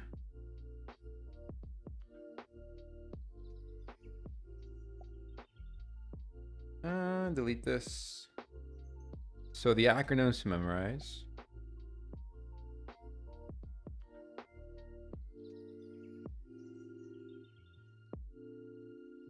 Okay. It's a CFG.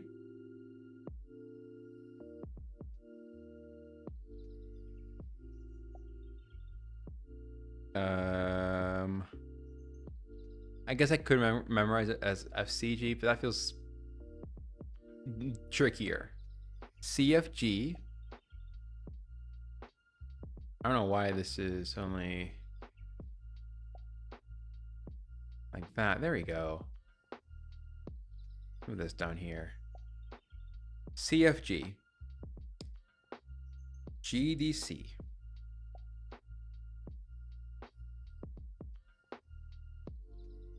GDC is actually pretty easy because I already have a games development conference. I already know that acronym. Okay. Then it's ADE or DGA.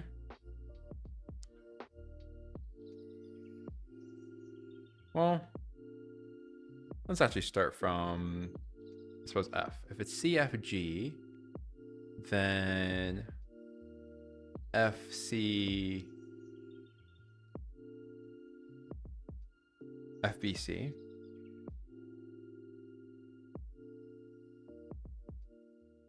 Okay, you ready? Then we got B, FE.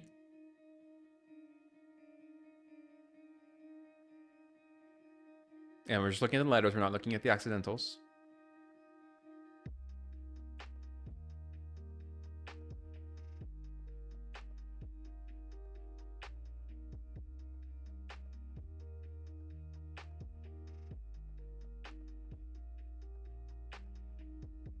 I guess it would be BEF, actually.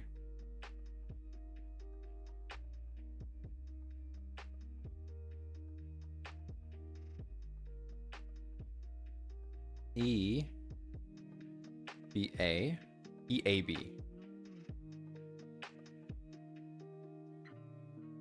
A, D, E.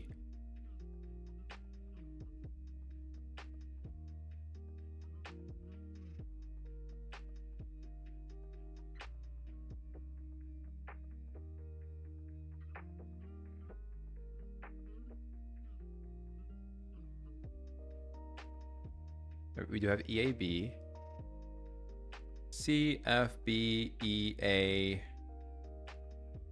D, 3, 4, 5, 6, and then G. Those are the last two. With D, we've got D, G, A. G, we have C, D.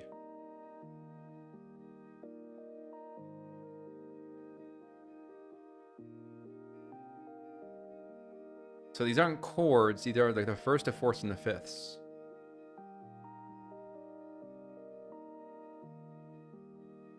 So that's the order if it's 1, 2, 5. 1, 4, 5, sorry. That's that order. But what if we do the order of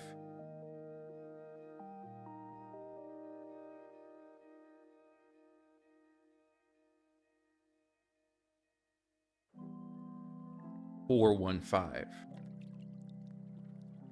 That might be easier, that might be more difficult. We're gonna find out. So this is 1, 4, 5. Now let's do 4, 1, 5. Just because that fits the circle of fifths a lot easier, or a lot like you're just taking a slice of the circle of fifths pie. So we've got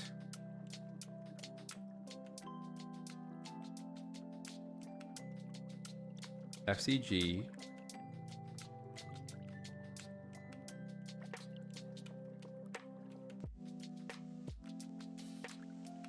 BFC, yep.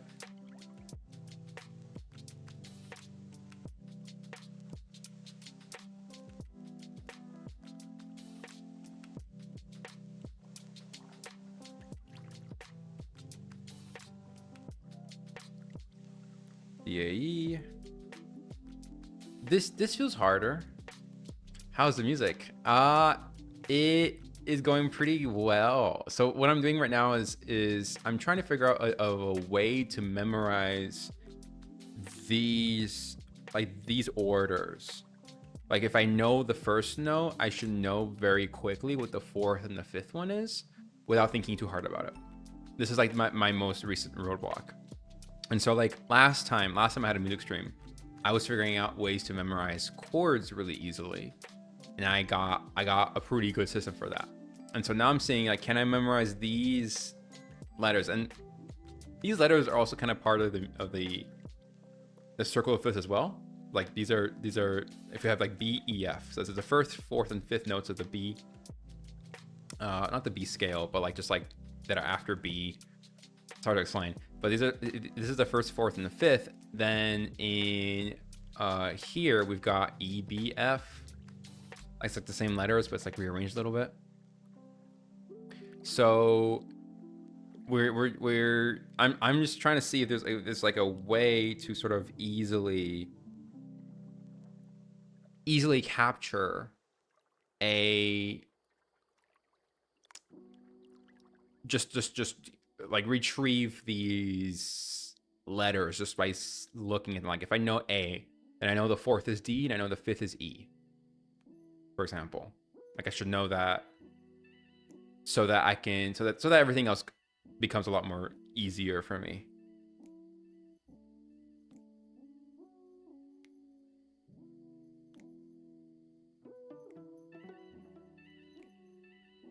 G, D, A, E, G, D. So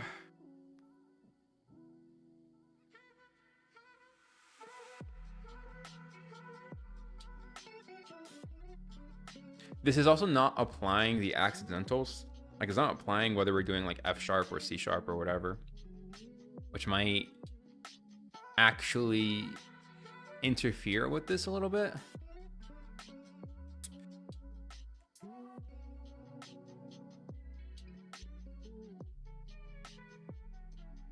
This might also not be worth memorizing. Like in the same way, like the I mean, it's just like the circle of the colors, the color wheel. It's just like it. It really is just like it. Like even the way that you use the circle of fifths is identical to the way you use the color wheel.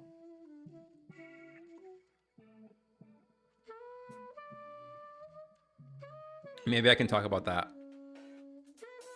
you know, once I really can demonstrate a good grasp in music. But it is like the same. And in that, you kind of memorize the color wheel over time. Like it just kind of naturally you see it. So maybe this is something that you naturally memorize too. But if we just go back to the assignment that I was working on here, and so this is also going to be more of like a study stream. Like that's why I reverted the category to co-working and study, because it's a lot less of me like talking. But I still want to like use this as evidence that I am working through something or like accomplishing something. Here, for example, we've got we have the A major, so we know it's the A major because there are 3 sharps. And in the A major, like, so we've when we see this structure, we know that this is a what am I trying to say? We know that this is the first, or not even the first inversion. This is like an uninverted normal triad. So we know it's an A major, we know it's a normal triad, and then if we count here, so we know this is C based off the position of this, and then we know this is A. So it's going to be ACE. And in ACE, we've got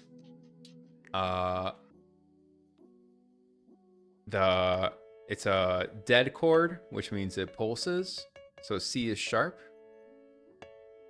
We've got 3 sharps, and then all we got to do is verify, do these sharps align or not? And if so, then we're great. And if not, then we got to figure that out. So this is A major, or we don't know that yet, actually. It's just ACE. I'm assuming, because this is the A major scale, and this is just A, that this is going to be like, this is just an A major triad. Like it kind of has to be.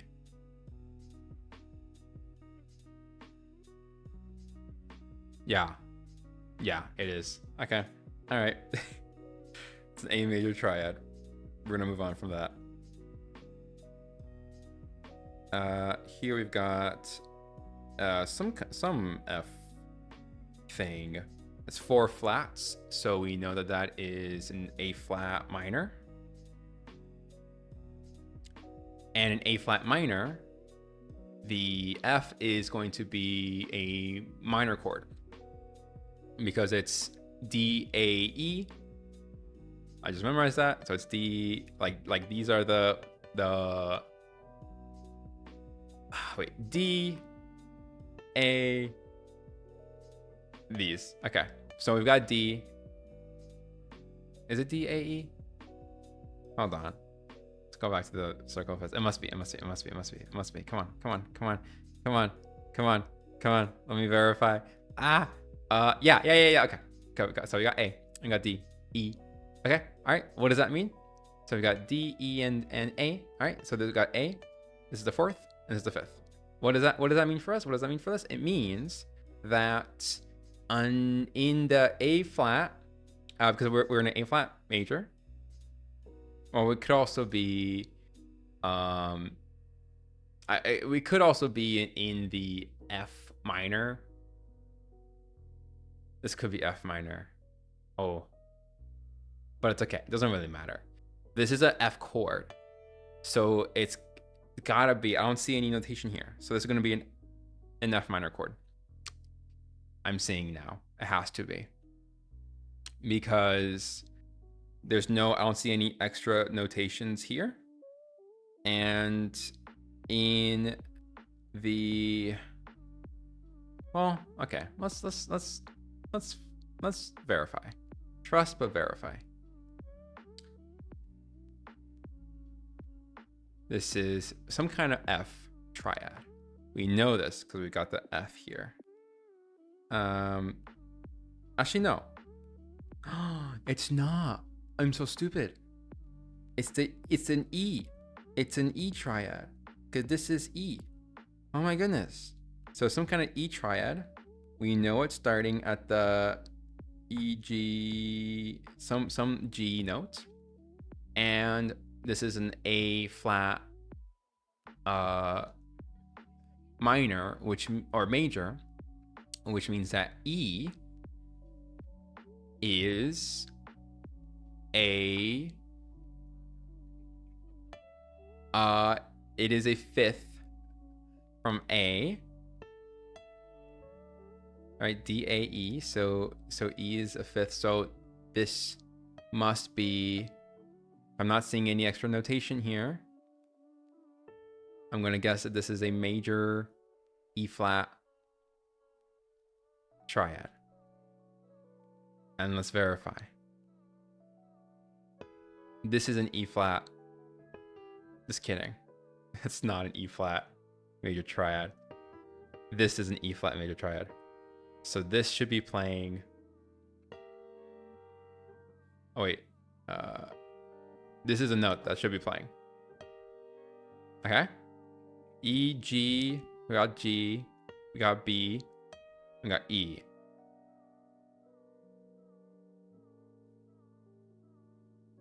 Yeah. It's gotta be. It's gotta be.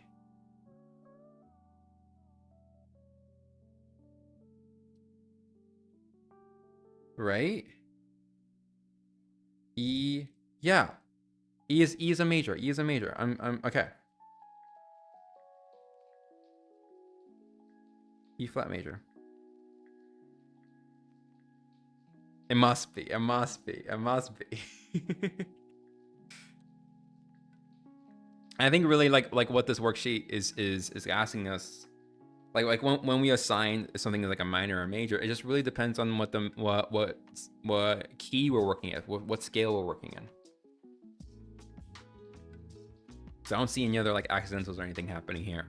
For example, here we have the F flat. We have G flat. No.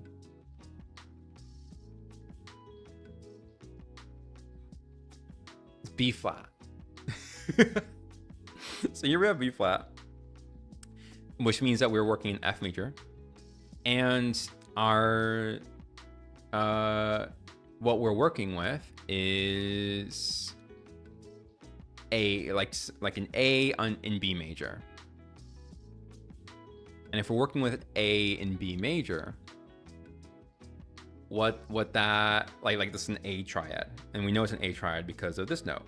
This is an A, so this is an A triad, and since we're doing in F major, that means that B is gonna be flat, and in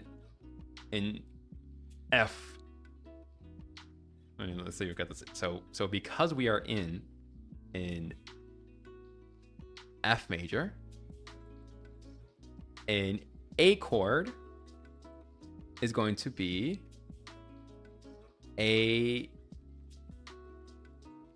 not a fourth or a fifth from F. It can't be. It cannot be. They are not close enough to each other on the circle of fifths. And if we look at the circle of fifths, I'm speaking slowly because this is not knowledge that I'm like intimate with. This is something that I'm again learning in real time. If we look at this, then it is complicated. This is pretty hard in my opinion. I don't know how musicians do it. If we look at this wheel, so we know it's an A triad, and then in the wheel, it's got one flat, so we're in we're in F major. Okay, so we're in F major. And then I don't see A here. I don't see A here. That must mean that A is not a fourth or a fifth from F.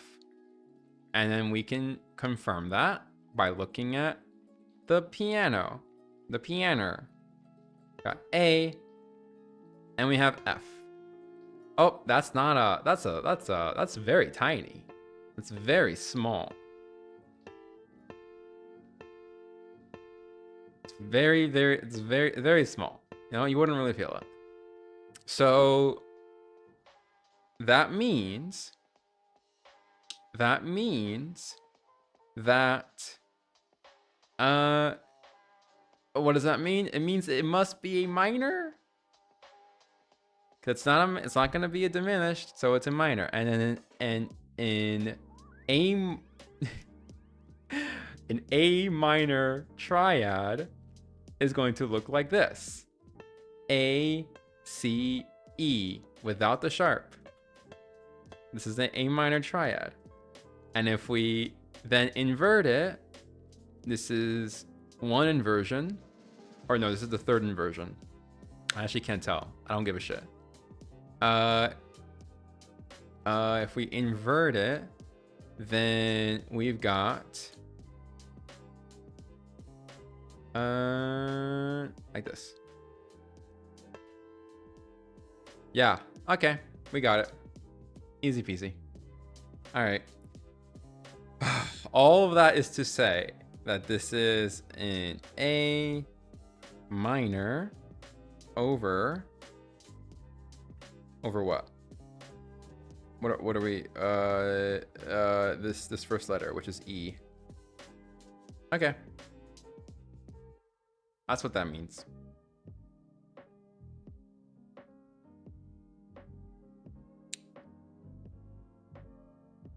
My brain hurts. My head hurts. This is not okay. This is not a fun time for me. Or rather, it is. Here's the thing is that I do enjoy this sort of like masochistic way of working. I do love it. It just is masochistic. I can't recommend it. But there's something about it that, like, you know, it like humiliates you a little bit. It humbles you because it's just like, just makes you realize just how complicated these things really are. We've got 4 sharps here. That's going to be E major. It's an E major scale. And then here we start with C, A. So this is an ACE. In E major, A is, I believe, a fourth or a fifth. And then we can confirm that. Yep. E is a fifth above A. So this is going to be perfect. A major. Let's do this over, and then so this is C, and this is A. Wait, yeah, is that right? No, not A major. See, I messed up one thing, and then the rest is falling apart. So we've got this chord. It's a C. It's a C major. That's what that is. C major. How did I mess it up? So it's a C. Well, sorry, it's not a C major. It's just a C chord, but it's under E major scale. The C chord under the E major scale is going to be a minor. So it's whatever a C minor chord is. And in this case, in the E major scale, a C minor chord, this is a C major chord, and the C minor chord is just going to do this. So it's going to look like this. C, D, E. Yep. So is that right? Is this what we're doing? No, because I'm stupid. I'm stupid because this isn't C. This is one on top of here. Oh my god, do you see how fucking stupid this is? I thought this was C. It's not. I just misread this. This is actually I think we were right the first time. No, we weren't. Yes, we were. We were right the first time. This is actually an A triad. This note is actually A, not C. What does that mean? This is actually a perfect. This is a perfect move from E, a perfect fourth or a perfect fifth, or whatever that is. A perfect, it's some kind of perfect interval.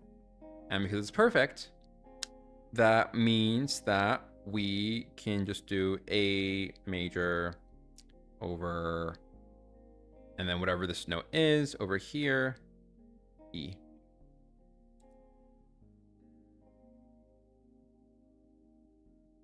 Okay. This is fun content, right? Everyone's enjoying this. This is super easy to understand and follow with what I'm doing. Got 3 flats. That means we got an A minor, or an A flat major, I should say, not A minor. Thank you for your support, Mariners. Thank you very much.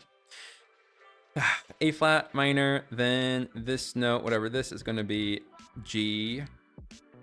So we know it's a G of some kind, and it's over the last one. So G,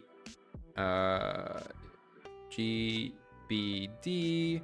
So it's over D, and if it's over D, what does that mean? Well, we're gonna have to figure out where G sits along A. G is not a perfect away from A, because we got A, we got to the left of A is D, and to the right of A is E. Yes. Yeah, we're good. Now this is A flat, so to the left of A is D, is actually E flat. No. Yeah, it's D flat, and to the right of A is E flat. So G is not among that, so this is going to be a minor. 1 sharp, that means that we're working with G major chord, and then we're starting, this is A, this here is E, so it's A, and then we put a slash E, and the quality that we're working with, if it's A and we're under G major, this is going to be a minor, some kind of minor. And we can verify this because we got A, this is a major chord, and I don't see a sharp here. Do you see a sharp? Do you see a sharp here? Does this look sharp to you? Do you see that sign? I don't think you do. I don't think you see this sharp here. Right? You see it here once I write it. It's not present. It's not present. So it must be a minor.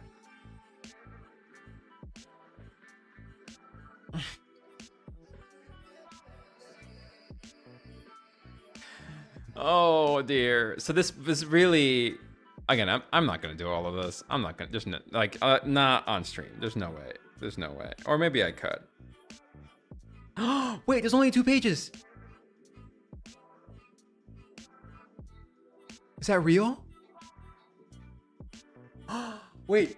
Maybe I can actually do this on stream. Hold on. Oh my God. Normally these are like 1,000,005 pages. Dude, there's only 2. There's only 2. I can do 2. I can do 2 pages. Mariners, are you ready? Are you ready? Are you ready? I think I can do this. Okay. All right. Okay. Yeah. No. Now I'm excited.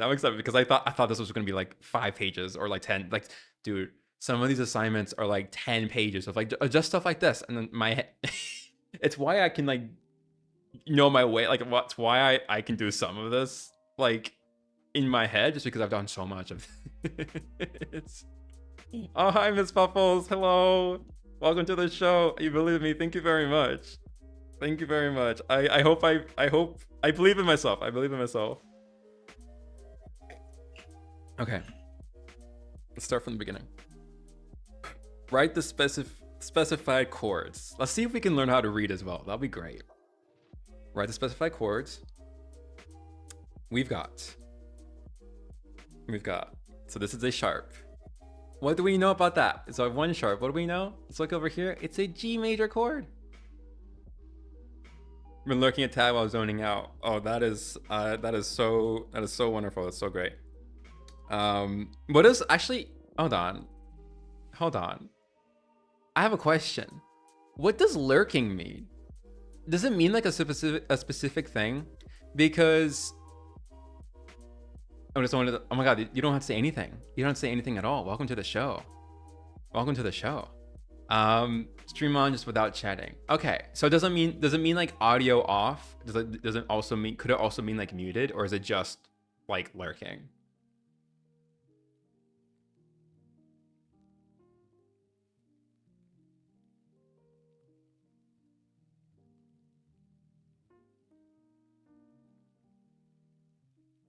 I keep audio on most times. Interesting. Okay, I wasn't sure if there was like a really specific meaning to it, but so it is what I figured. So, yeah. Hello, welcome to the show. Feel free to keep lurking.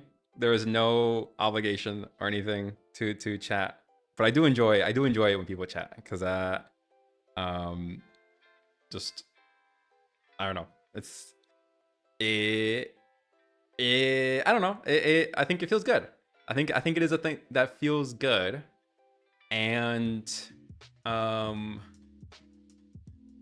maybe it is also because I like some of it is for sure like the feedback of it, right? It is like the feedback of making sure like are people like watching, what we want me to talk about. You like anything you want. If you want to bring up any conversation topic you want, feel free. Or if you want to just like watch, comment on something, you can make fun of me if you want. That is so fine. Or again, no obligation at all to chat. But it is like I think a thing I do kind of want to encourage. It isn't like a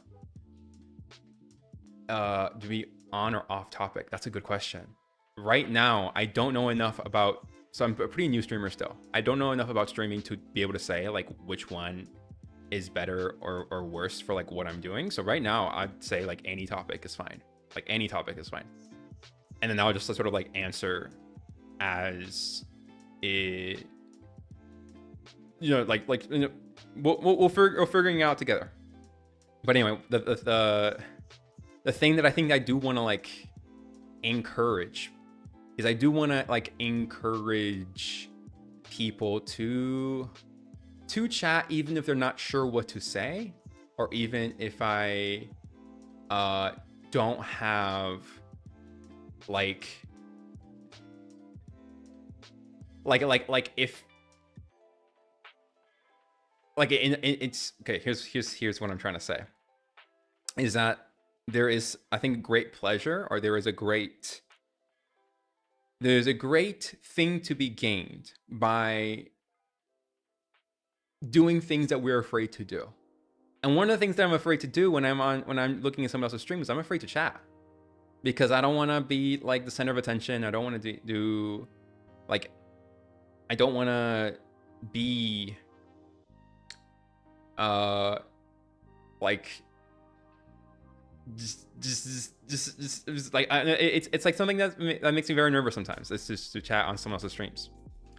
And I do sort of like want to encourage I don't know, just a place for people to be okay with being uncomfortable, or being okay with maybe saying things that aren't like the best way to say things. Like to me, like the best way to learn how to say, the best way to say something is to say things wrongly and then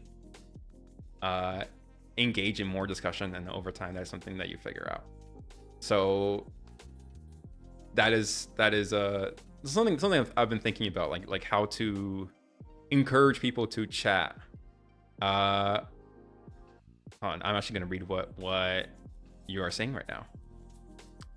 So you got a franchise planned. I also have franchise planned. I've many franchises that I'm planning. Although a franchise, I guess, for me is a like a IP, not like a actual physical like a restaurant franchise, because that's a separate thing. I need a bulletin board to keep track, but I only find small ones. So with red threads between plot points. So this is a story franchise, like a novel or like a story thing. And why can't you find 100 by 60 centimeter ones? I can't tell you that because I've never really done digging on Amazon for, or like Amazon, for example, to like find stuff like that, which I probably should, because I think traditional tools, physical tools, are probably a lot better for keeping track of information like that. If you want like digital, like a digital like solution, something that I've been playing around with is actually wikis, like having a wiki. I find that to be like a really awesome way to keep track of like a lot of different things, instead of like Word documents or something. Just having like a big wiki. Main thing is a trilogy, but also got an epilogue. IDK, what to call the stuff that's after the trilogy. What do you call something that's after the trilogy? It's not really an epilogue. It's like a post-mortem. Post-mortem thing, maybe. An addendum is maybe what, a word that I've seen thrown around sometimes. So a way that I've been separating my streams right now is that when I'm like engaging with chat, I'll often go into this screen, and then when I am focused on the thing I'm doing, I'm usually on this screen. So I'm gonna try to find ways to make that a little bit more clearer. But just so you know, is that when I'm like, I like have different modes to communicate how I am engaging with my thing. Trilogy is the main thing, but leads to the other new thing. What I'm gonna say is I think those answers will come to you, like how to categorize stuff like that, like as you write the trilogy. Also a really dark MLP fanfic. Oh, were you like, were we talking about this? Like are you a new follower, or like not followers? Are you a new viewer, or are you did we like interact before? Because like somebody else was also talking about having like an MLP fanfic, and I don't remember if it was you or not. Insomniac. That sounds familiar. It sounds familiar.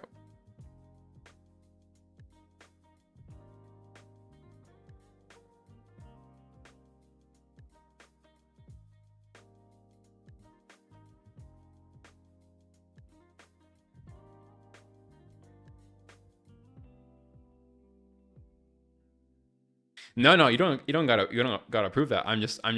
I think I forgot that like that you and I like interacted before. Like I thought you were new, but like I actually remember, like I remember the MLP fanfic. I remember that. I remember having conversations about that. So I apologize for assuming you were new. But the what was I gonna say? I do remember the MLP stuff. I remember that. Here's a sound drama. I think if I'm used on the other side, YouTube is I think really great for stuff like that. You just have to like know how to promote it on other websites or other services. Can't mention another site for Twitch reasons. Is it the other what's the other website? Is like X or Kick? Actually, not sure what the other website would be.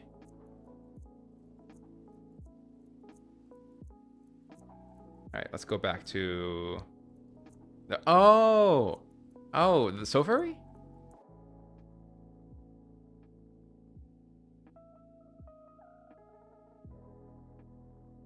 Food additive. Oh.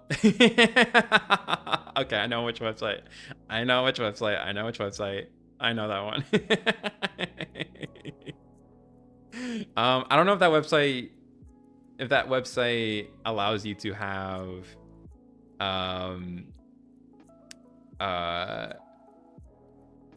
whatchamacallit, sound drama stuff on it. But you could probably maybe use Sofari for that. Sofari might be a good place for that. If you know what Sofari is.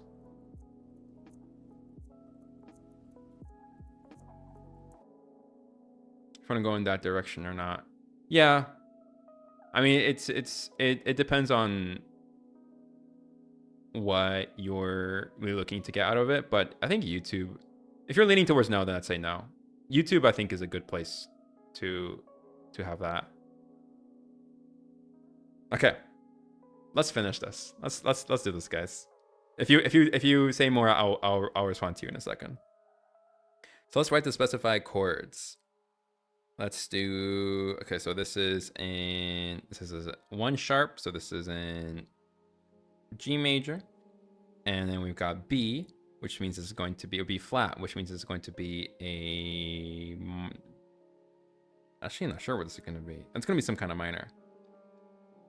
So we got a B flat, would that be B flat major? So e.g. B, so it'll be somewhere here, and then it's over D, so it's B D F. So we've got B flat here. That means that our D is going to be it's going to start with our D. So if we got E, where's D? D is over here. And then we got B over there. And then, oh wait. No, I messed this up. B, D, F. No, wait, it's like this, I think. Yeah, it's like that. Okay, we got it.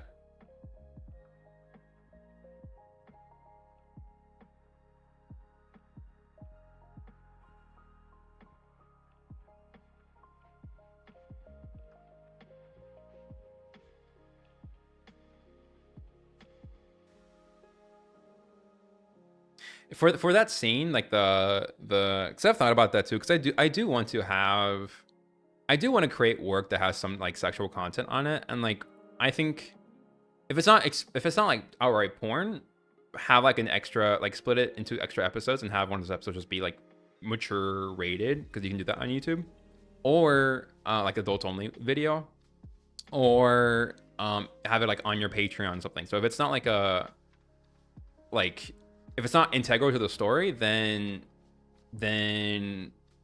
have it like be paywalled or something, and then people would understand that, and actually people would even support that. That's like a very common way of doing that.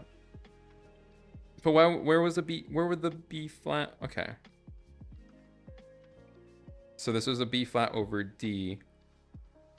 And what would the B flat triad look like? So this is the B major triad is this one. So a B flat major triad would look like this. Right? Yeah. So that's fine. I think that's it. I think that's it. Here we got C, E, C, D, E, F. C, D, E. So it would start here. F. And then we've got A, C. So in this case, F, A, C. So it would look like that. Then this doesn't have anything. And in a F major triad, F is clean. So F is fine. Like F is fine. That's C is clean, F is fine. I think that's a good way to memorize that. That means that there's no accidentals in that major, or in that triad.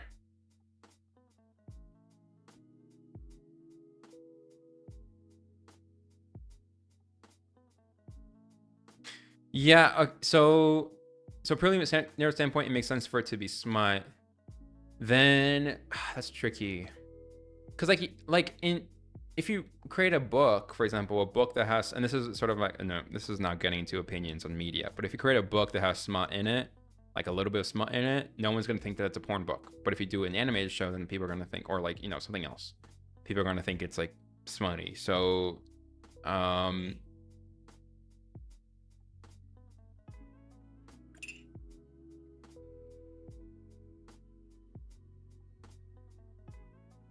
if you don't describe the sex too intimately, you can put it on YouTube. If you describe it like very just very distinctly, like if it's only like sound effects, if there's no like visuals, I think you can put it on YouTube even with like moans and stuff. I think you would just have to be explicitly clear that it's like an 18+ thing.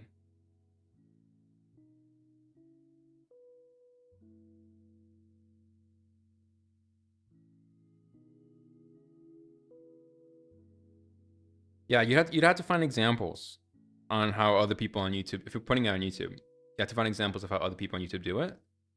So get yourself like try to see if you can find if other people have done anything similar and just copy what they do.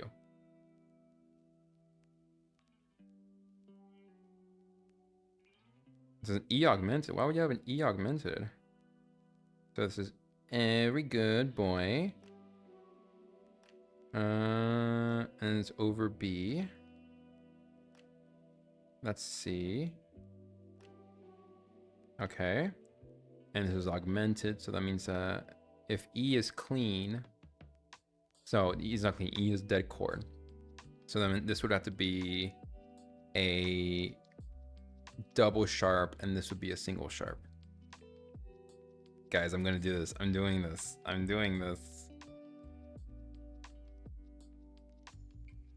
Yeah, it really depends on Ms. Puffles. It really depends on like your medium. Let your medium dictate it, because that'll sort of remove the decision making too. So like, do you want it on YouTube, or do you want it on SoFurry? Do you want it on E6? Do you want it on like whichever platform you want? Like, make it work with that platform, and like be okay with sacrificing some of what the story needs to be in order to make it work for that medium. This is what content creators do all the time. This is part of the game of art, is to adjust your work based off of the audience, the platform, whatever service it's on, and allow the art to change, even if it hurts.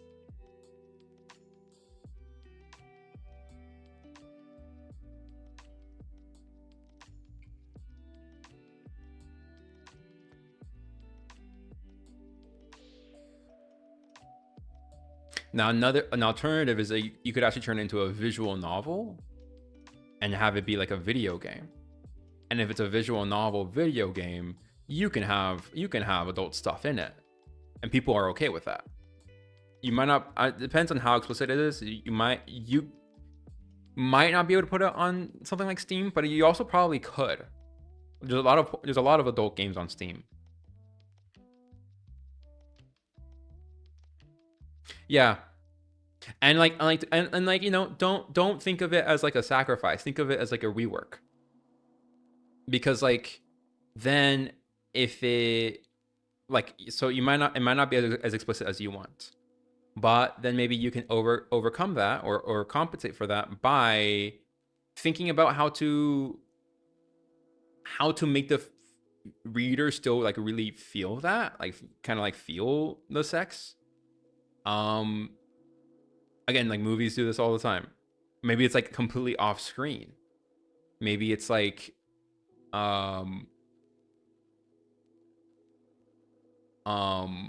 like suggested in a way that can still be very tasteful.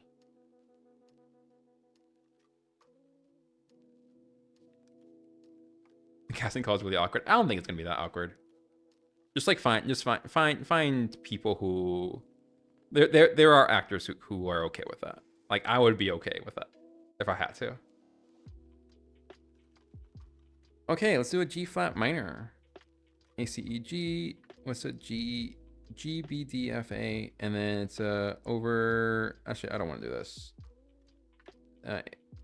here's our G flat, and it's over B. So this is G, B, start somewhere here. Okay, so that's our triad. This is G flat minor, then this is definitely going to be flat here. Now in G flat, it is a good boy chord. Means this is an accidental, but we don't have to worry about that. So we're only doing a triad. So this is G flat. Okay. Now, because this is a minor, this must be double flat. So everything is flatted. And then the B here is double flat.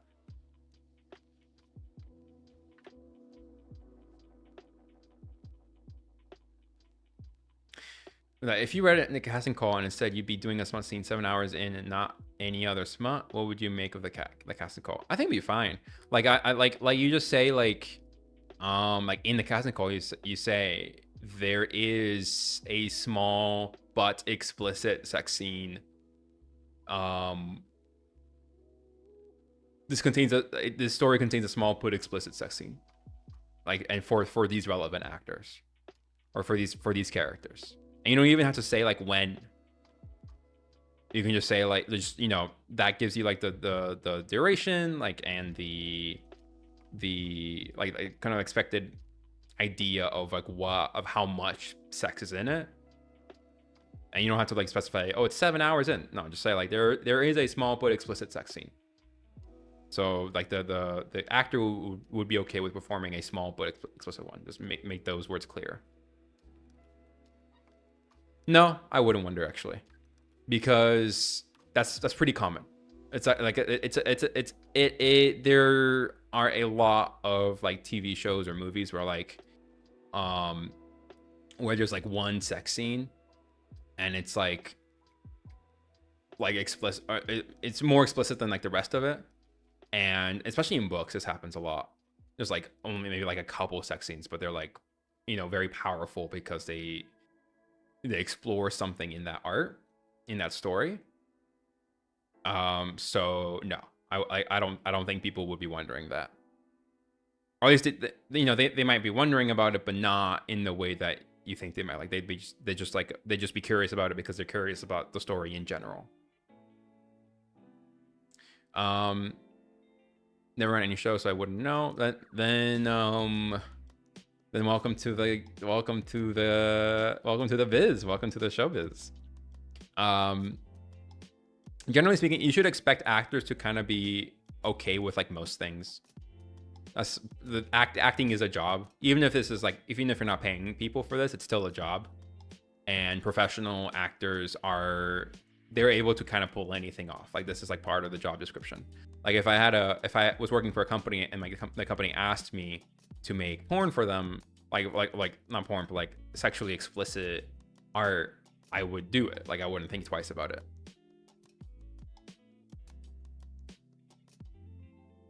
Sports body dysmorphia, then yeah, that's like a perfect way to, like, sex is a perfect way to explore that.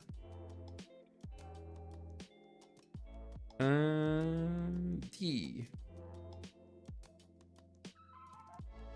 F. So this is D right here, and it's sharp but diminished.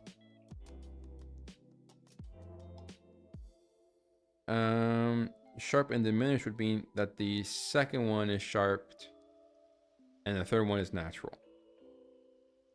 And this is over A. So I would write this as A, D, F. And then this one would be sharp. Third one would be natural. And that's the third row. We're almost done. I believe in myself.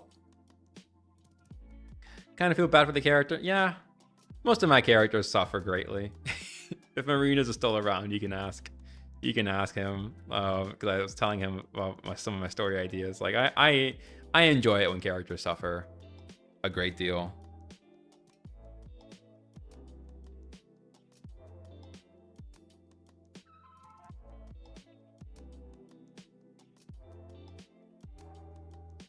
A flat.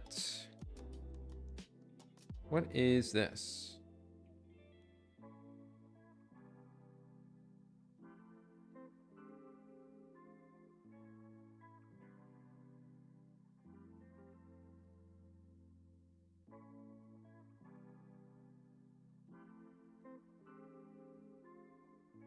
Nope. That's A, C, but then E is down here, and it's A flat. And it's just a major, so A flat, E flat.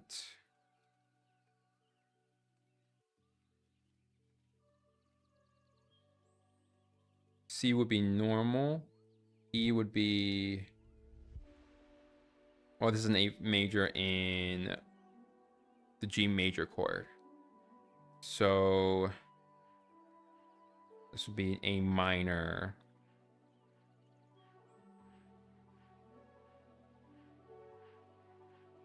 A minor B. Although it doesn't specify that. So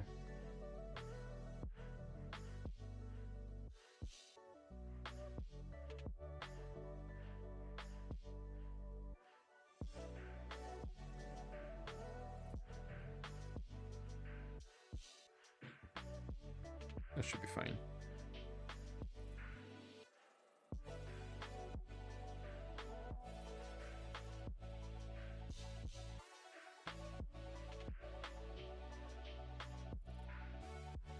Get a creative assistant to manage the project. I think that can help a lot. I also say, so you want to write the full trilogy. I don't think you actually need to. It depends on your motivation. But if you're motivated by, like, if you finish the first part of the trilogy and then you send the cast a call, if that motivates you, that's like pretty important too. Important to sort of like recognize that there are different ways of working that motivate us better to complete the tasks that we set out to do. So like it's up to you. C sharp minor. God damn it. So this is C and it's over E. So this is C, D, E. So then E is this A, F. This is E. This is C sharp minor. So in C sharp minor, we would have D sharped and the second one not sharped. This is augmented because fuck me. So we got E, G, B. And this would be C, D, B, D, F. This is augmented, which means that D sharp. But an augmented, like, this is already, D is already sharp.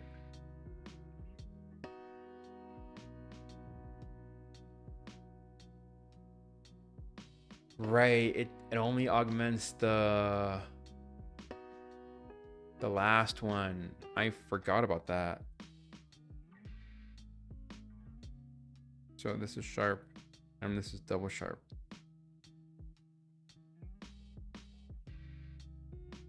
Here we got F. That's perfect. An F sharp minor. So F, A, C. Nope. F, A, and then C. There we go. This is sharp. In F sharp, all of them are going to be sharped except for B. So this is a minor though. So we've got F, A. This is going to be natural and then a sharp here. And then a C diminished. C, E, C, D, E, C, E, G. Okay. Flat. We did it. Page one done. Page one done. Oh, that feels so good. Okay. Let me read some of what you're saying. I know that if I do one episode at a time, I'm scared I won't get it done, so paradoxically less pressure. And takes a Discord, he has lines in all three parts, so then the Discord actor knows how many words of the profile project, so I find it better for them to do one by one. Of course, give them thrice the time to record though. No, that's fair. That's totally fair. Whatever it takes for you to finish this, because this is like a pretty big project. So really know yourself and be patient with yourself. And if things aren't turning out well, then that doesn't say anything about your ability as like an artist or a creator. All that says is that you have misjudged yourself. You have misjudged like what are the things that motivate you, and so you just we work from that, and then you start again from the beginning. So if doing the full trilogy at once, if that is the route, then go for it. And if you do that, here's just a thing to remember is if you do that route, and then if you don't finish a trilogy, that is not an indictment on you as a creator. That is an indictment on your ability to like understand where you are as a creator and your abilities, your current abilities as a creator, but that does not determine your potential or like what is it that you are able to do like in the span of your life, and what you're going to be able to accomplish over time. That is not an indictment on that. Isn't it better for the voice actors once you want to know the full project word count than episode by episode? Well, the like look at other media and what they're doing. Like, have you seen The Amazing Digital Circus?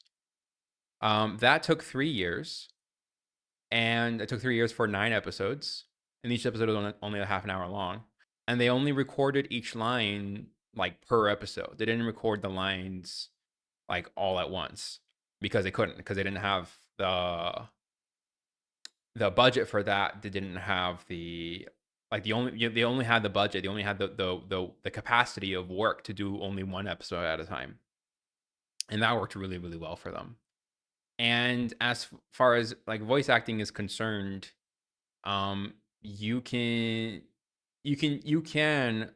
just give people like a general idea of what the plan is like, hey, I'm gonna have these three uh like these three like books, or like I'm gonna have like this whole trilogy, and this is like this is how big I expect it to be, and this is the like just general idea of like what this role needs. I think most actors will be okay with that.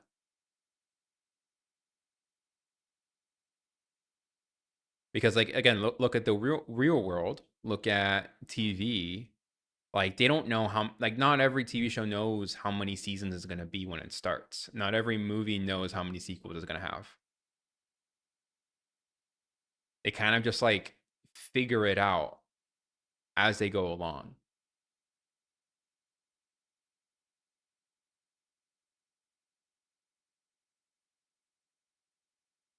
I mean, again, there's like pros and cons. There's pros and cons.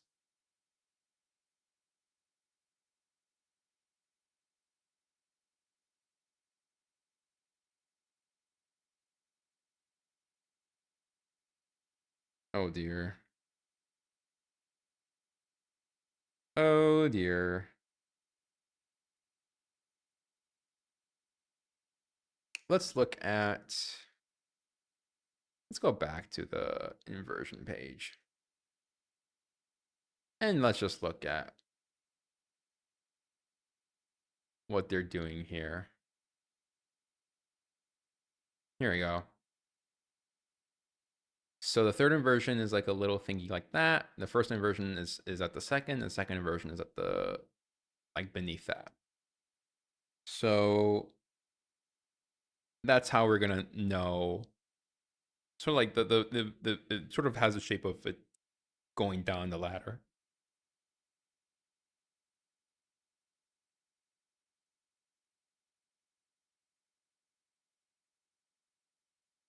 Yeah, I mean, it is neat for the actors. So I'm not disagreeing with that. What I'm saying is that the world isn't always that neat. And in fact, the world always can't be that neat. And actors don't necessarily expect things to be that neat, and they'll like forgive you if something isn't that neat. Like they will understand. Um that's the thing, yeah. It's just like they just they'll get it. They're not going to complain if it's not that neat.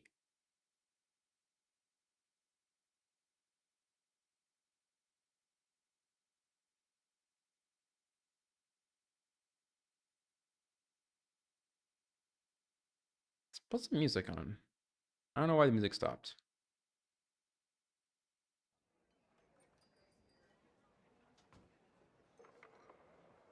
The trilogy beforehand, they'll get excited.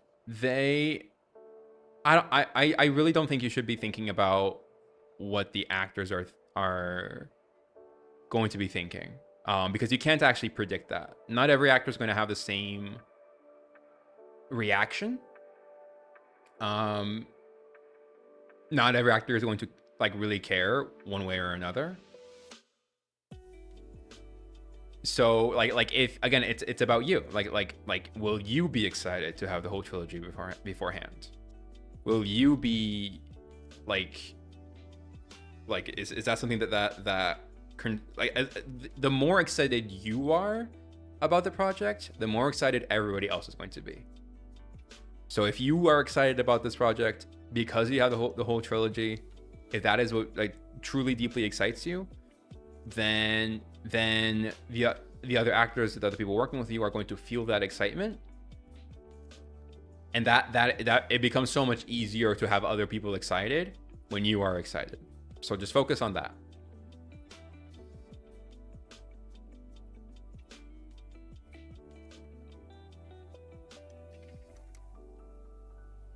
Because again, like if you look at a lot of popular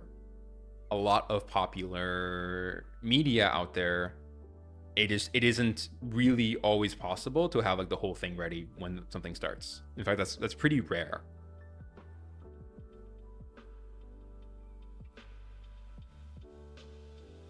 So yeah, I mean, like based off of what you're saying, then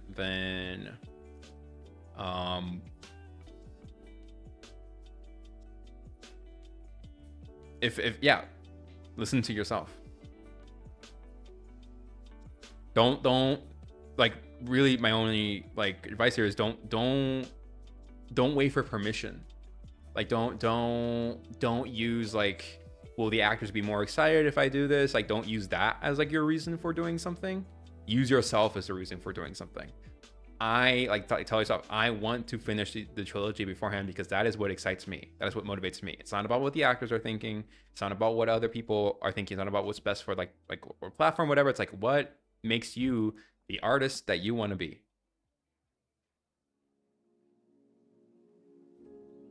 Yeah, probably not. It's probably not that bad.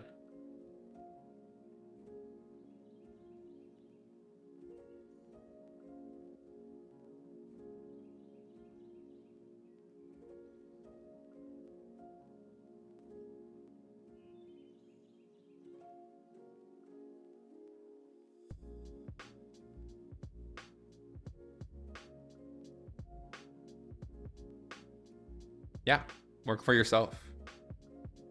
You are the most important person in the project. So worry about that person. Worry about what they're excited about.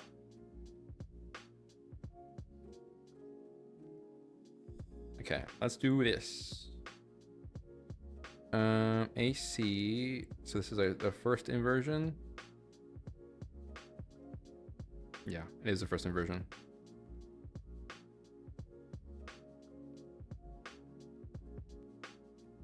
So means this is A. Inversion. A is a dead. It's a dead core, which means that C should be augmented and G should be augmented, but they're not. So this is a minor.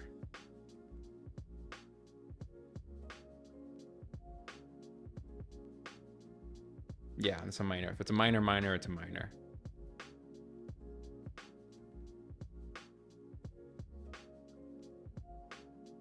And then it can also be half diminished and then full diminished too.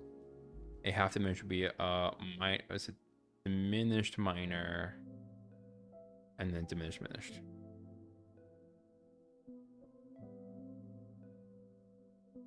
Thanks for infinite wisdom and insight. You're welcome. You're welcome. I don't claim to have infinite wisdom and insight, but I have, like, you know, I've worked on projects.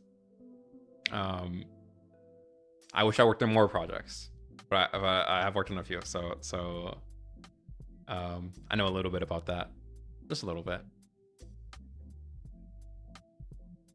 AC.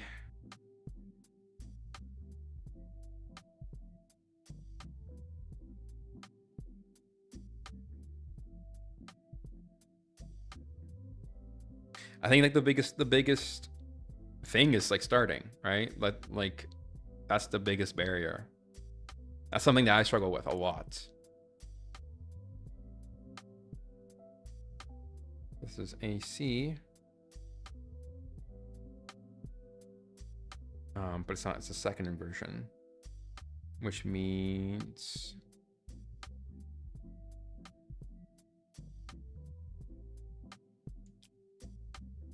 some kind of F chord, and it's under the G major, which works well for us.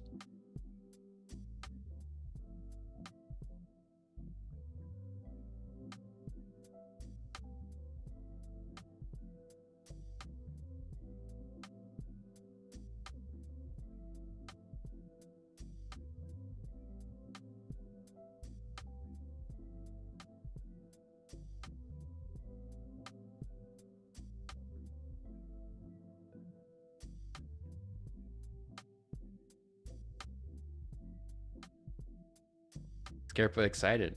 You should be scared, but not in a bad way. You should be scared in a good way, because I think that's the best feeling. That's the most precious feeling. That, like, the more I feel, the more I actually start to look forward to it. Like when I feel fear, that means that something good is about to happen.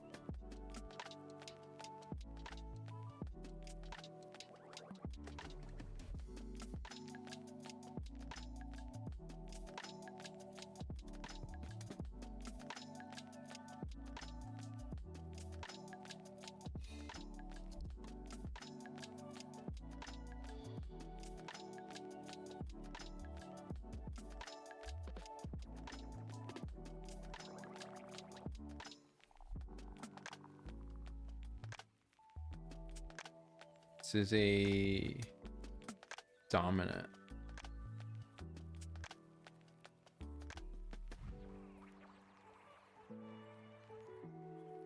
Right, it's a major minor.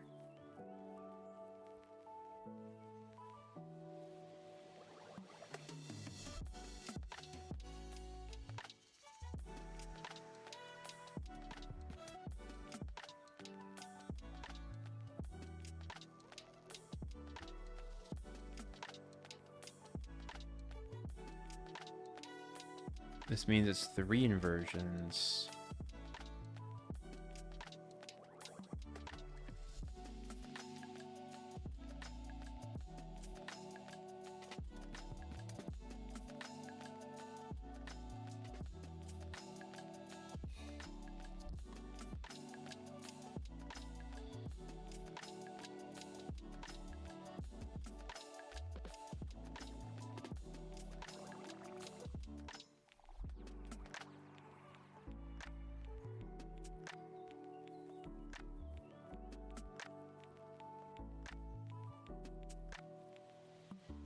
some kind of B.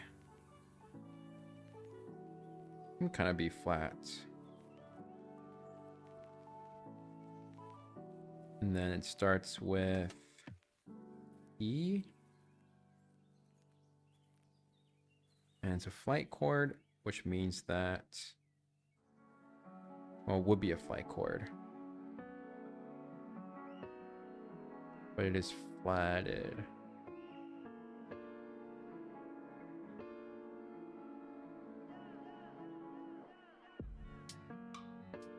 Everything else is fine. This is the B flat major.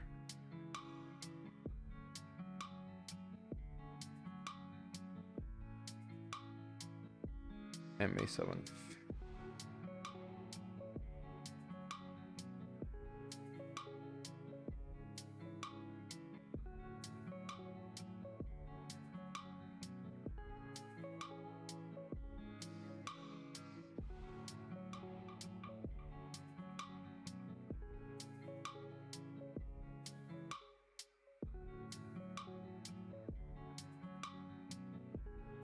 A, C.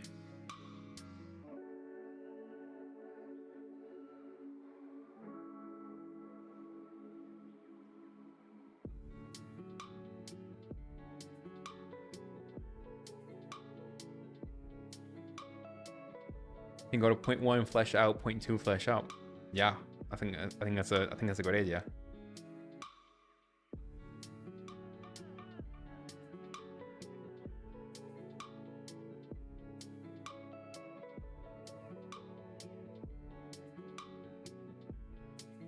Baby steps. It's all about the baby steps. That's what helps guide me. It's just thinking about it in terms of baby steps. Always, always, always.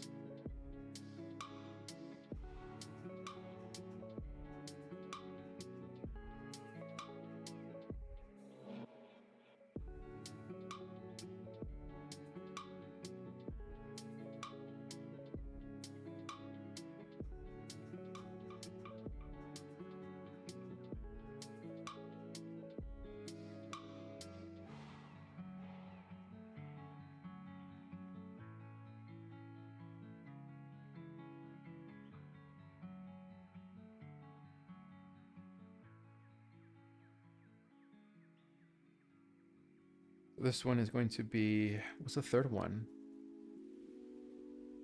1, 2, 3, 4. I don't know what this is.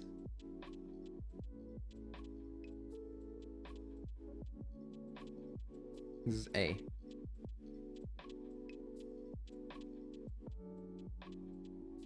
This is over G. Yeah. A, C, E, G.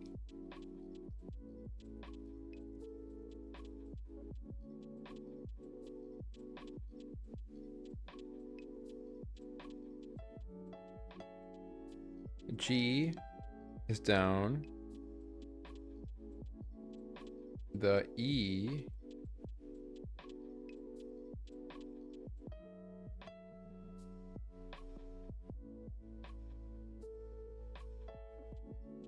right, because this is definitely an A major. Here we're saying we have a E flat.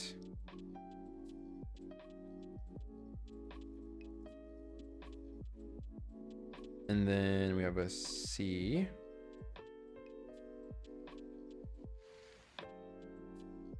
Okay. This is normally what we're dealing with, is this one.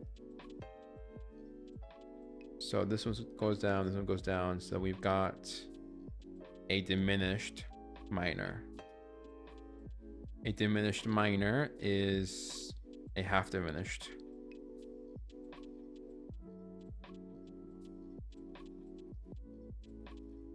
For sharps, it's going to be A major. Then we've got a like a normal 7th. C, A, F. F, C, A, G. No. This is C. A, C, A, F, A, C, E. F. This looks like an F sharp. And this was a major seventh.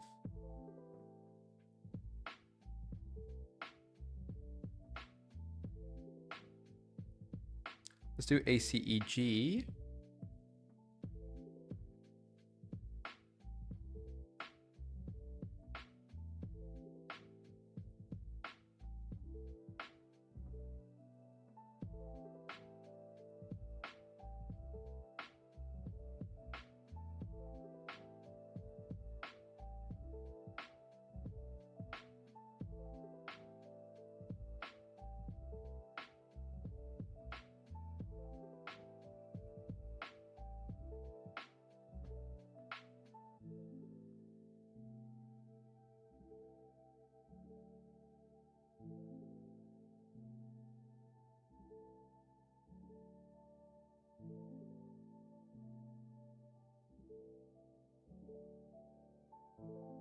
So what an E?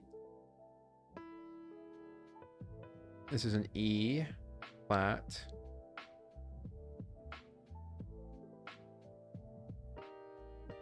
So working with this.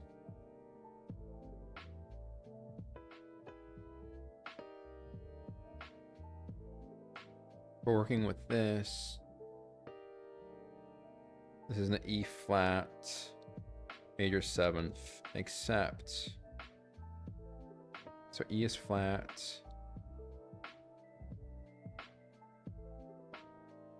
God, this is like a lot. It's wrecking my brain a little bit. This is, however, a inversion. It's our first inversion. So it would look like this. Then we've got E is flat, so we're good. B is flat, so we're good.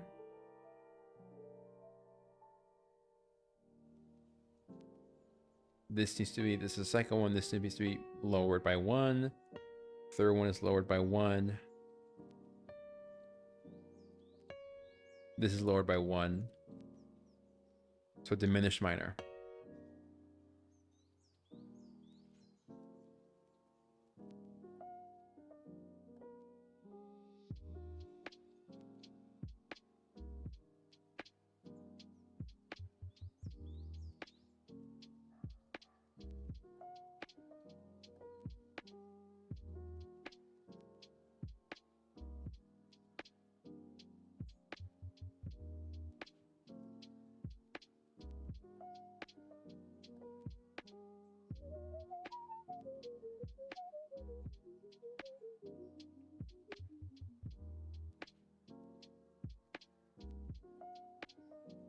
E, G, B, D. So this is some kind of D.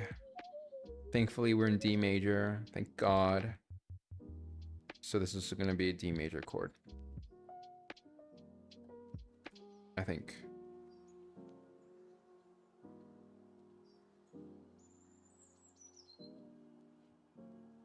Yeah.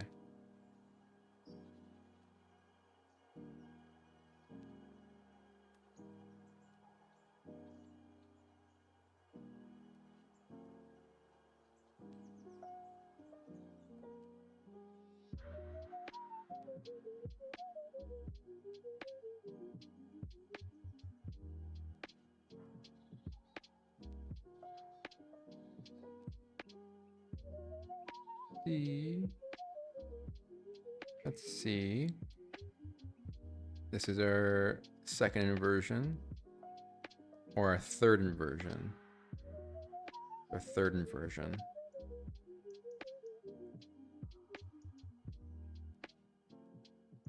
C. So that.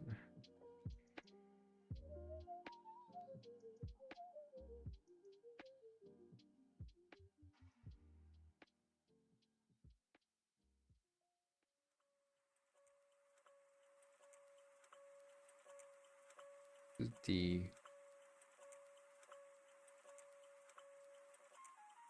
We are in D major again, thank God.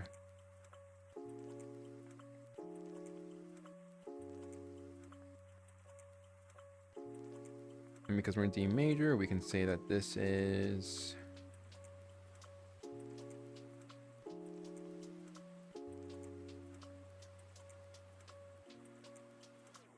Yeah. Yeah, let's go. Let's go. Let's go.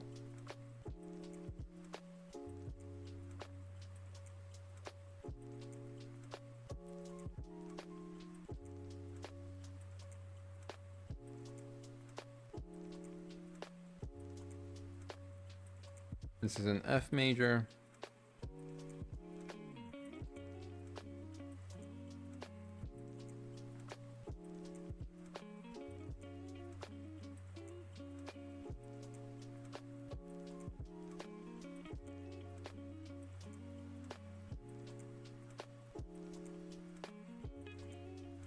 Here we've got E.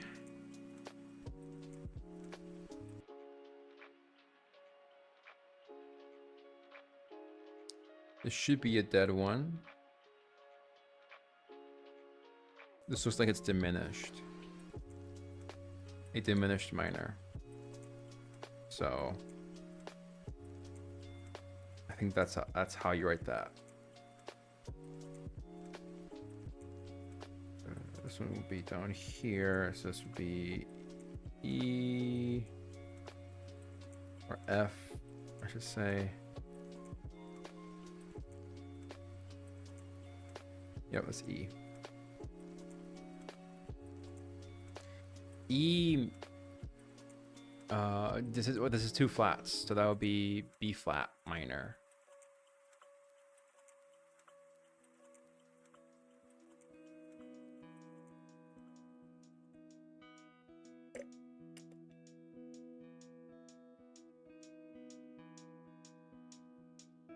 Oh, we're almost done. We're almost done.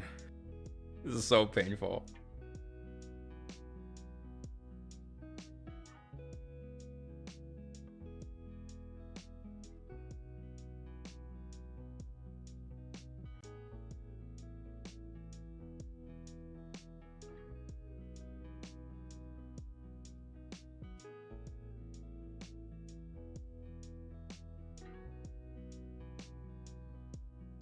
What does our circle look like? E and B.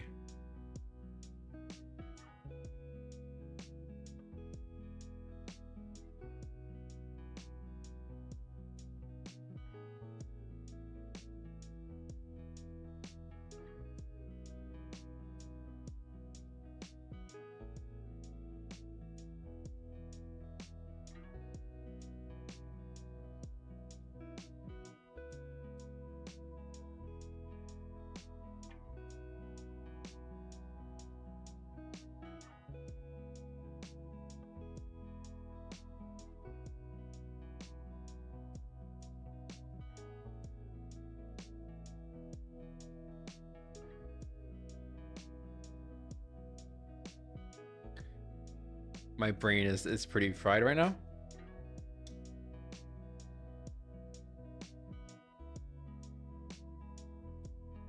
My brain is pretty fried. So I think I'm gonna finish this last assignment. I think I'm gonna call it a day. I mean, I'm almost done, so I think I can do this when I get home tonight, after going to the gym for a bit. Yeah, I think I'm gonna call it there. I mean, stream for almost 4 hours is pretty good. That's pretty good. I'm pretty happy about that.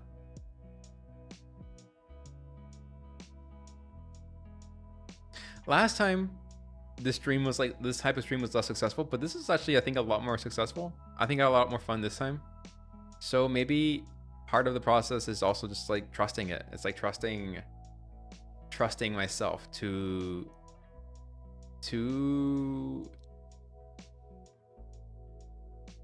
keep doing the things that I like doing. Maybe there's like some fun in that. Yeah, I think so. I think that's the lesson that I'm learning here today. Cause like, yeah, this was like this was like the lesser type of fun of stream maybe, but this was still fun. I don't know, I still had fun.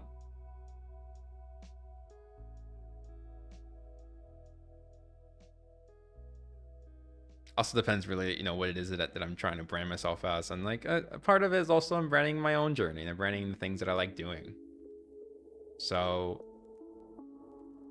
I think, I think I'm gonna call it there. Call it an evening there for now. And then maybe starting tomorrow, once I set up my new TV, I will be able to play games here. I think that'd be so fun. I think I would have a lot of fun doing that. The camera situation might have to be fixed or adjusted somehow to accommodate for that. But that's okay. I'll figure it out. Like I figured everything out so far. It's part of life. That being said, thank you everyone for watching. Thank you everyone for tuning in. This has been Serious Goop. And I think we should all bark a little bit more. Yeah. I think we should go rough. I think we should do that a little bit more. I think it'll be fun. Bye.